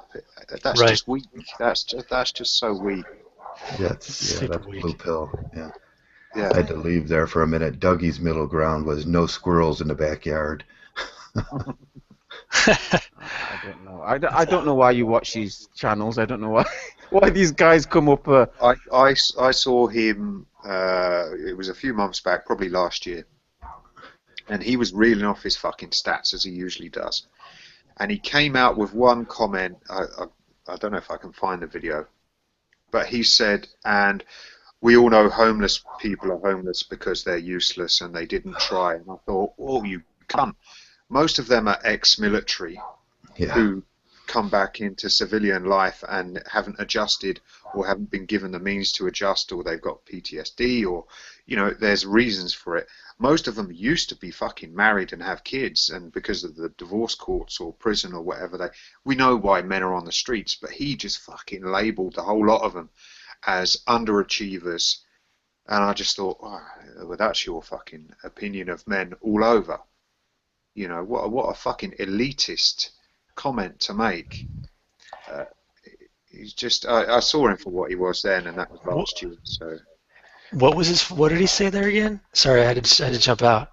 He said that homeless men were homeless because they were useless. They had no worth to society. You know, it's like they had no skill sets, or they had no business acumen, or, you know, they were just fucking bums. And he made this sweeping statement in one sentence, and I thought, fuck, nobody called him out on it. I think I did, actually. I think I said, oh, really? You think all homeless people are just fucking bums? Well, yeah, that's male disposability, and he's agreeing with male disposability because it works out in his favor. He didn't even acknowledge the fact that they've got a life history. You know, they might be someone's dad, they might be someone's they're obviously someone's son. They might have served in the military. He didn't acknowledge any of it. He just said they're human trash, and that's why they're there. And as soon as he said that, I thought, you just jumping on the fucking bandwagon to get more people over to watch your fucking nerdy computer videos, you know? Wait, That's all so it is. he said that? That's what is computing forever? Yeah, yeah. If you go back through his videos, one of his, I don't know what percentage of his videos are Mgtow ones, but he did make one on it, and he just He said uh, that. he wrote homeless men off as being useless. I'm shocked, man. Yeah, that is fucking ridiculous. Yeah. Um, Yeah, I find it, I'll share it on G Plus and I'll timestamp it. Yeah, we know the majority of homeless men are military veterans, divorced men that just got raked over the coal, where there's nothing more they can do in society, or they just, they may have been, they may have been a lot of things, but they just gave up. Apathy set in, Yeah, but they're and he's mentally willing to ill and dispose nobody of them. treated them. You know what happens to a man when he's mentally ill? Go on the waiting list. How long's the waiting yeah. list? And then what do? Offer them drugs? Nobody wants to speak to them. And nobody's equipped to speak to them or deal with their problems. So they're broken, aren't they? Yeah, the fact of the matter is, and this is going back to kind of core MGTOW concept. I mean, the male experience is difficult. It's a hard experience. It's a hard, as we say, you're being attacked basically from the time you're born, your whole life. So the male experience is difficult, and the idea that you're not going to have some casualties, or that some men are going to, I mean, it's like that could be any one of us, the homeless guys. It could be, it is such a denial of the reality. So the male experience is hard, and to give it color, to give that sort of color, you can always just reference the female experience, and and how cushioned, and how indulgent that is. And if that doesn't allow you to have empathy for your fellow male, then you got problems. Well, like you say, there's a great big safety net for women, and all the homeless men are just collateral casualties of gynocentrism. And Exactly. if he can't make the connection between the statistics, he must just be brainlessly reeling these off, because if he can't make the connection between all the divorce stats and mental health stats and suicide stats that he's giving in his videos, and he can't connect them to homelessness, then he's got to have some serious fucking retardation going on there, because he's giving the reasons for it. Military deaths, he's giving all these reasons in his videos, and then he just wipes out homelessness as being down to men just being useless. Well, yeah, that's because homelessness is a punishment for not doing what you're supposed to do in society, or what's perceived in his perception. It's just them using the thug system for what they, and agreeing with the thug system. It's a good perspective. Yeah, I hadn't thought about it like that. Yeah, I agree with that. He's saying they failed at being a man, therefore they're homeless. He doesn't see. Yeah, they're just agreeing with the gynocentric then about the thug system being right. Yeah, I've been the last few days, the last few weeks, months. Well, one thing that I've really, we talk about our interests, so I've been really interested in, kind of like ancient civilizations, and particularly like kind of the warring nature of it. If you look back at our history, at every epoch, it continues to like blow my mind how perpetual just males just like slaughtering each other is. There's like no period in time. I'm just looking at like battle, like Rome. It's just constantly. Medieval period was just men just slaughtering each other. It's like, being male is fucking like super hard, super hard. Just existing, Yeah. And so aren't these guys just choosing to live as women? Choosing to live as women. They're just choosing to be fucking half women when they do that. When they use the same system to attack men. Yeah, absolutely. Men. They're just choosing. That's because they see women get the preferential treatment, and they know if they act a little bit feminine, then people do. You look at some of the TV shows where you have the the transgenders and that in the singing competitions. There's one recently. We got the Voice on, and there's a transgender in there, and they're all saying she, and you can tell they're forcing it. They want to say he, but they're having to say she because he identifies as a woman. And he's getting all the preferential treatment. He's crying, and they're all sort of hugging him, and the men are holding his hand and helping him down the stairs because he's wearing high heels. And I'm thinking, it's a fucking man. He's born a man. He's acting like a woman. Yeah. You know, he could probably beat you up or beat you in an arm wrestling competition. Yet you're holding his hand and showing him chivalry. Yeah. And he's doing it because he wants that preferential fucking treatment that women get. Right. And I look at it, I just think this is fucking so fucked up, man. Yeah, so when you look at Computing Forever and Skepta, they're just taking the position of a woman so they can get the preferential treatment. When you look at them physically, both of them physically aren't very big men. Well, is it not their inadequacies playing out then? Yeah. Where they look and they sort of say, oh, I can compare myself to a homeless man and say he's useless compared to me, you know, because I know all about computers. So that makes him feel a bit better in himself. Yeah. And Armored Skeptic, obviously, he's quite a weak. He looks very weak and frail. He's one of those whose waist is broader than his shoulders. You know, those men that have that sort of pear-shaped body, and you look and you think, oh, it didn't quite work out, did it? You know, you needed to do some more push-ups or something. I don't know. Yeah. But he's another one that needs to try and bash other men to make himself feel more masculine. And to do that is telling, to use your phrase, Joey. They're telling on themselves when they do that. You know, they start attacking men and running them down. Absolutely, yeah. It's weird. And then you see Shoe on Head sort of, she's really getting off on it when they do that video attacking Paul Wilson. She's laughing as if to say, you're the man, you know, you really are the man picking on Paul Wilson. And he's like, yeah, watch me fucking make another comment. And she's laughing, and I think, fuck me, this is just too... Either one of those guys put in the situation that any homeless man or any man of one of us had to go through in this life. Both of those guys, I think they would be the guys that shot themselves. Yeah, because they use they cover all bases as well. You can see what they're like. At the end of it, they say, "But I'm agreeing with Mgtow." They make a few statements at the beginning and say, you know, a little speech about homelessness and divorce. And then they say, I agree with it. And then they go on to try and destroy the whole thing. Yeah, because they're weak males, aren't they? They're just fucking... They are weak. Yeah. Well, I mean, it's just the whole toxic nature of the whole female preference thing. You know, because it's not merit-based. It all comes down to that. It's like, why do we help females, you know, wear high heels? Why do we hold their hand, you know? Because they chose to wear those heels. So fuck them. Let them walk on their own. You know. Why do we? This whole thing of female preference and just like femininity, the whole feminine regime is very sort of corrupt at its core.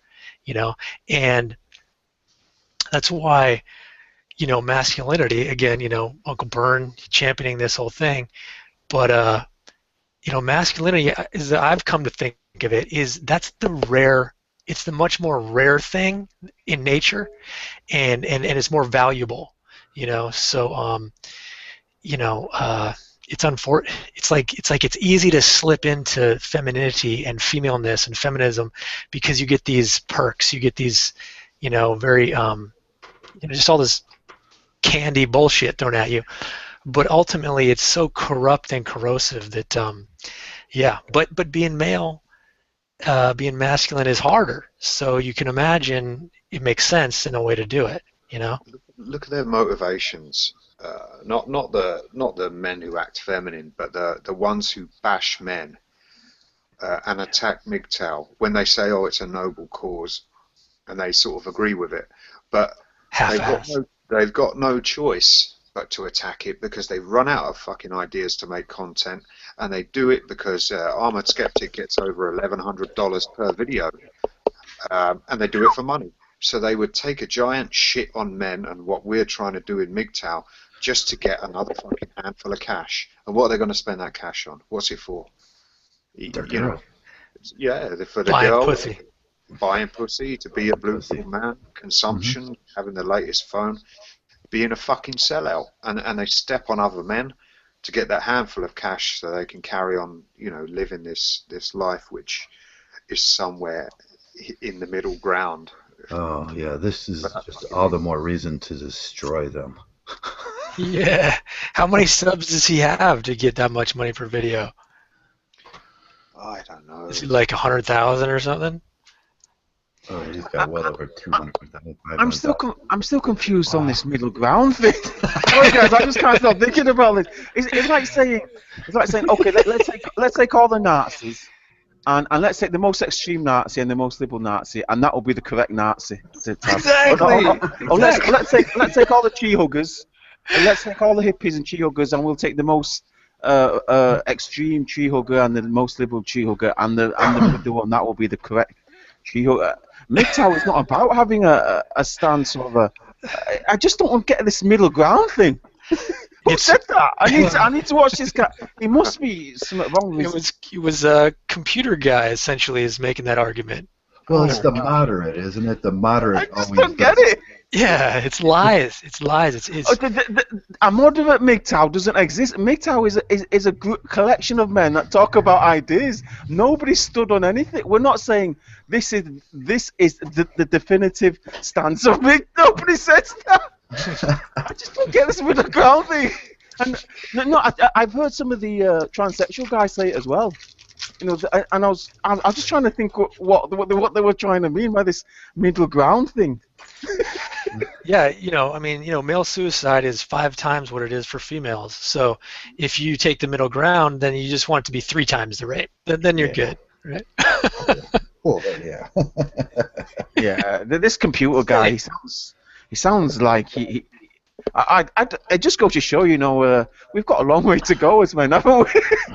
Is he making an argument for being politically correct then? Is he sort of making an argument to say, look, you can't be so extreme in your views, even if you're right? Yeah. One of the main, the immediate things you could reference that he'd be referring to would be like, the position or the perspective that all AWOLT, right? All females are like that. Sort of female nature is sort of a constant, and while there is variation, whatever personality-wise, the underlying mechanics are pretty constant. I can agree on that. If I can just pick up on that point, yeah, that point I can understand. Yeah, on an opinion there is a middle ground on an opinion, but to say in Mgtow there's a middle point, it just doesn't make sense, because Mgtow we don't have a consensus on anything. Yeah. There's Well, no this is consensus. This is exactly what Paul Elam tried to do years and years ago in the AVFM crowd and the MRA crowd when they essentially created Mgtow by telling us we all had to be these middle and stop saying these things. Right. It's the same fucking crowd coming after us over and over and over. Claims, though. How can you make a claim and say that we can't say that all women are like that? Because unless you do a worldwide study on all women and try every single woman with every single man to see if she's got that characteristic, that personality trait in there somewhere, if you pair her up with a man who she rejects and ultimately fucking takes to the cleaners, that's the only way you're going to prove the existence or non-existence.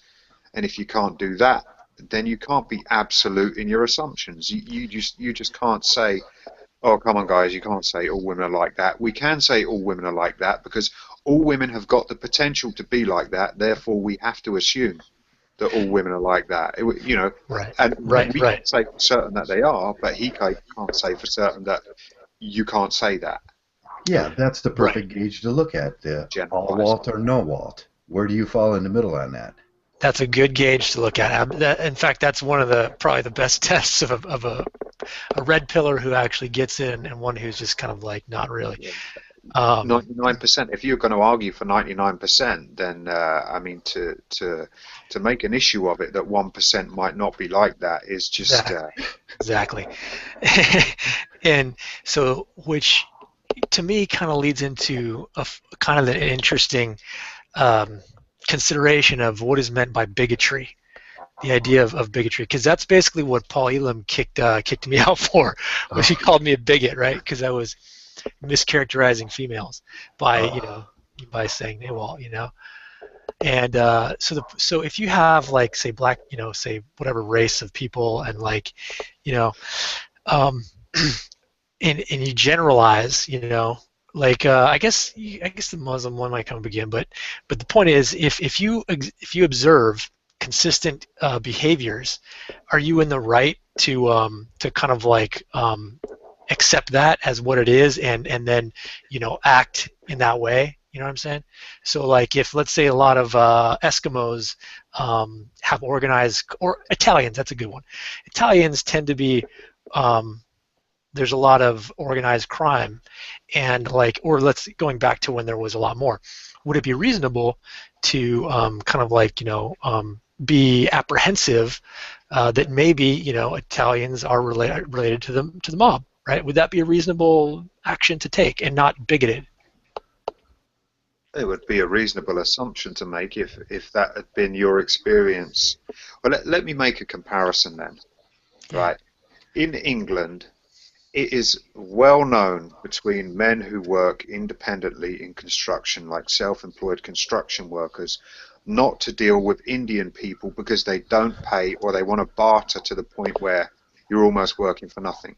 And we generalize and we make that assumption, and it's like an unwritten rule. Right, we're not going to deal with you, not on grounds of race, not on grounds of religion, but just on the grounds that you're all like that. And that if you're protecting your assets, or if you're protecting your future, then it's just common sense to approach women in that manner, and say, look, there's a good chance she's going to fucking clean me out, or she's going to be a psycho and I won't be able to get her out of my house, or she's just going to do something crazy that gets me arrested, and I don't want to play that game. And all women are like that, from my experience, unless you're prepared to tolerate their bullshit and keep your mouth shut and be a lapdog, which we're not. Yeah, to continue with that, I think once you have an overwhelming body of evidence that is overwhelmingly compelling and substantiated, then you are in the right to make a conclusion from that. And one thing, the manosphere has done very well is catalog, sort of the nature, hypergamy, gynocentrism, like, we know the drill, and, the divorce courts, and just complete, male disposability, all that stuff. There's so much evidence and support for it that it would be willfully ignorant to ignore it, and to take this position of moral sanctimony that will, it doesn't matter, you can't be a bigot, you can't be prejudiced, or you can't be whatever, you can't have that perception, even though that perception is real and it's rooted in reality. You know what I'm saying? Yeah. They're trying to make a justification for the fact that they are willing to take the chance and be subservient. Right. And they're saying, well, they're basically, what they're saying is, I'm going to fucking do it anyway, and I'm well aware of the risks. And that's up to them. If they're going to accept their fate and try and bargain, some alternative outcome in their twisted mind, then good luck to them. Totally.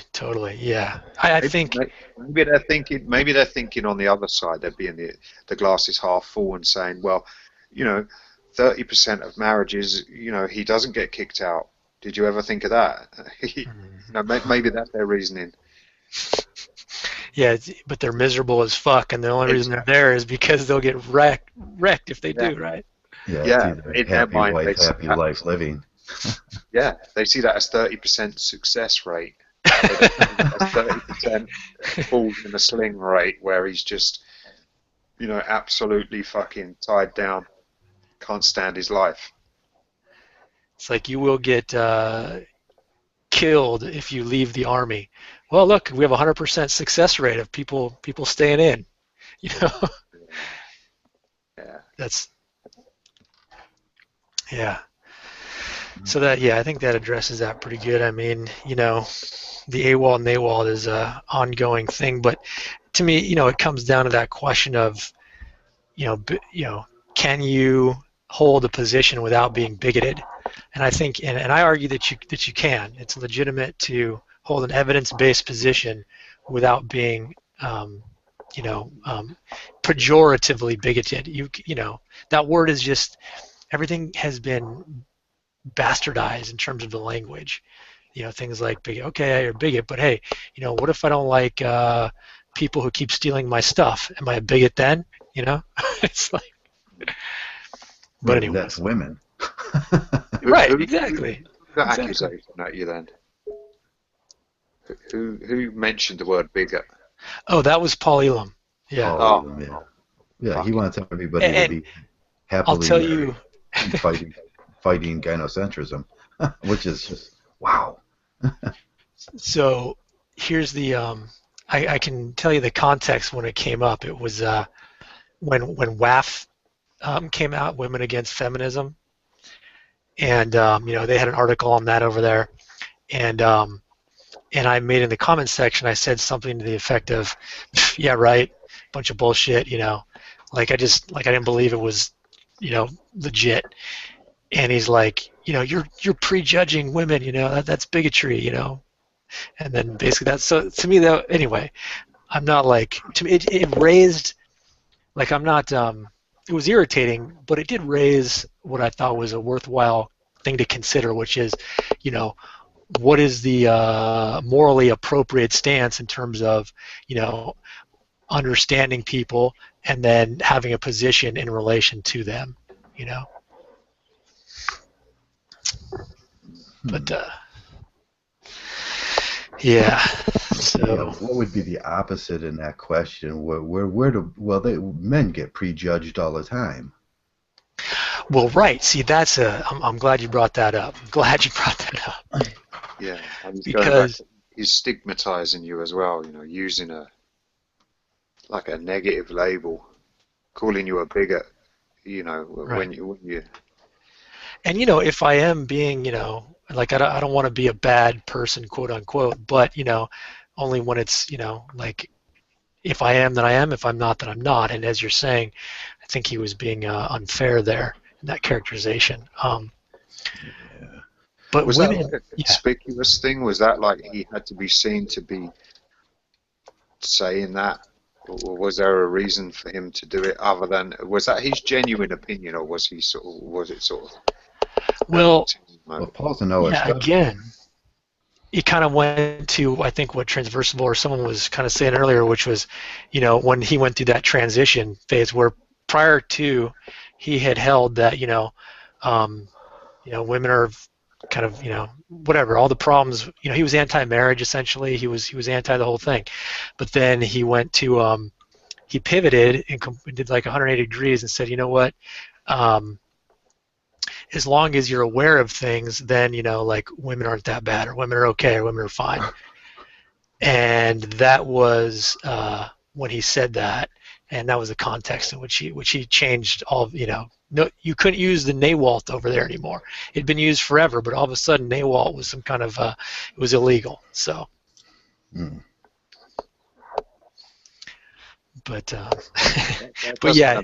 It's almost like him saying that as long as you're aware, you know, that you shouldn't eat dog shit, then that's okay. You can just go ahead and do it. It's like, Right. Once you're aware of something and how bad it is, then somehow you're immune. Is that the sort of reasoning he's? And you can expose yourself to an obvious risk. Yeah. As he's handing you a feces donut. because that was the same time when he put like all the females in charge of the forums, and And then they were, and what was her name? That blonde chick. She was like not Diana Davidson, but the other. Oh, judgy bitch, or good. Was it? I can't remember. Laura Southern. No, it's the other. I think she's a little older. She was Carly. Oh God. Anyway, and she was anytime you would really like make a strong comment in the section about like, how fucked up marriage is and women are, with relation to it, she would come. She would, so it was basically when they went TradCon. It's like they went full on TradCon. Oh God, they had the perfect example over there too, didn't they? Of what? The one girl that ran off with the money.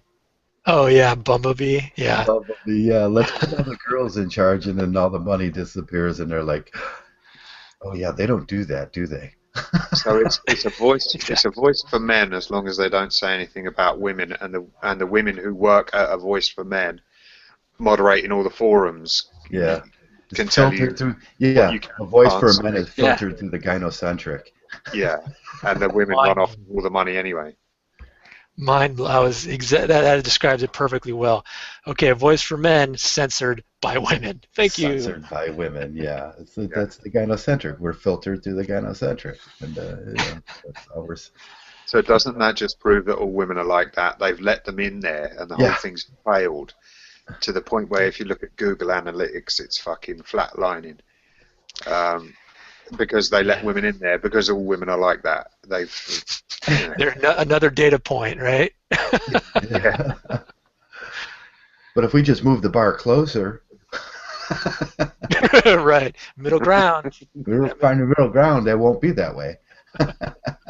Yeah. What a bunch of morons!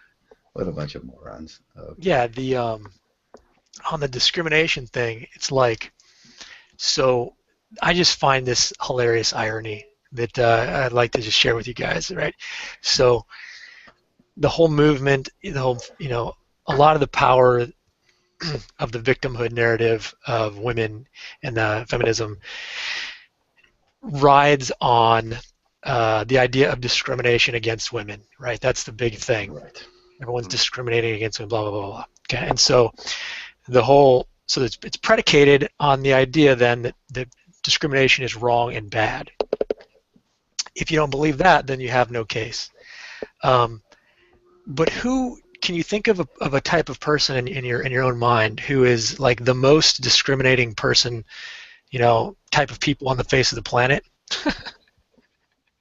in your day-to-day life? Well, women, of course. Women, of course, yeah. They're massively discriminating. Who am I gonna? They're all about hypergamy. They're all about, they're when it comes to sexual selection, right? And who they, they associate with or marry or reproduce, or, when it comes to like their own sexuality, they are absolutely 100% in the camp of discrimination is correct and right. But then when it works against them in the sense that, like maybe a guy at a job believes that a male is going to do a better job, maybe he's right, whatever. Oh, that's a problem.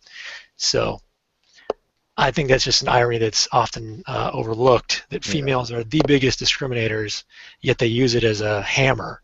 Right. So yeah, they're just on the entitlement breeds discrimination. Then, so whereby they say, I'm entitled to this, or it's just a sort of tacit understanding that that's the way it's going to be, and it's unspoken. Then it breeds discrimination against men. Women are entitled to it, no questions asked. You step aside, man. We're gonna give it to her, deservedly or not. Yeah, these guys are just the guys that are using the thug system in their own favor. These are the same guys that would show up at a woman's house right after a divorce because they know that she's, maybe feeling a little antsy. Them are the guys that end up on a couch, sleeping on your couch. They're the same guys that figured out that, she's going to be single, and I'm the cackling hyena that's going to get that. Yeah. I mean, that's all they're saying is because he's a bad male. Somehow, the guy that's out is a bad male.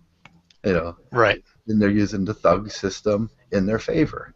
And it's like, oh, they're using the gynocentric in their favor. Absolutely. And I'm So glad you used that word because that is the correct word. Like in-group bias, like women have, they always favor women over males in everything, unless it's useful. That's just thuggery, right? That's what gangsters and thugs do. They just favor their own kind. yeah, and as long as you're one of their own kind, and the criteria for that is never saying anything bad about women. Exactly. It's almost as bad as proxy violence, where you overlook it because you might want to adopt that family court system, or that ability to commit perjury or make false accusations. So you just overlook the fact that someone else has done it. Yeah. So it's reciprocal logic is what it is. This happens because of this, back to happen to this because of the first thing we did. Yeah. Exactly. Yeah. It goes to show, I guess, how easy corruption becomes entrenched, because if you consider a group of men starting from scratch and, several of them give into this and they're willing to go down the thug path, it ruins things pretty quickly. Yeah, So for half the other guys, and yeah. And they're not even the alpha males. It's a way to stop the tournament system, and it makes the it makes the legalistic system into the alphas. Totally. And it makes the government system into the alphas. Even though they're not the alphas, they just placed themselves, and it goes back to gatekeeping now. Right. Yeah, like mate guarding and gatekeeping. Yeah, who's the who is that bum? He's not the alpha male because we can use that against him, now, and they just discard him. The utility discarding, it's like, okay, he's no longer useful to us, and they use that system of gatekeeping as their new thug, their tournament system. So they just got an alternate tournament system here. Yep. You're spot on there. I think of all those things as very effeminate. Yeah, very effeminate. They're half fucking female. Yeah. Male. Yeah. If you look at what are truly sort of male and masculine attributes, there are a lot of good things in there, and the ones that are like, corrupt tend to, well, I should say attributes that are corrupt tend to be very feminine in nature, very female in nature, petty. Yeah, very, very petty, very female, very bitchy, and yep. Okay, we've been on about what is it? A little over 2 hours. Well, a lot over 2 hours probably. Let me check. Yeah, like going on 3. 3 hours, and you guys want to keep going, or? It's been a great talk. I've really enjoyed it. I mean, but yeah, I think it's definitely we take a break. Yeah, for palatability, and this is if you listen to this whole video, and people won't, but if you get a better understanding of why we take the views why we take these views, and but we get censored. Right. We're censored down to nothing. The YouTube algorithm is against us. Yes, the YouTube algorithm is against us. Okay, and with that, I think I'll just close her down, and let's. Anything anybody like to surmise at this, or? We fixed the world. It's safe to go out again now. Safe to go out there. Ain't no problems out there. Okay. Be your own person. Yeah. Be your own person. Don't fall for that. Don't filter yourself through the gynocentric. Don't don't white knight, don't thug, don't pay into that system, and it'll eventually go away if we can convince the rest of the guys, and they're the guys getting the goodies from the system. They like the goodies. They don't want to throw away their goodies, but when they get hit by the system, they'll be the first guys screaming, "Well, boo-hoo," We told you so, man. Yeah, we told you so, and that's the theme of today, I guess. And don't be a cunt. Don't be a cunt. Don't be half woman. Stand up for your brothers. Right on, guys. It's been awesome.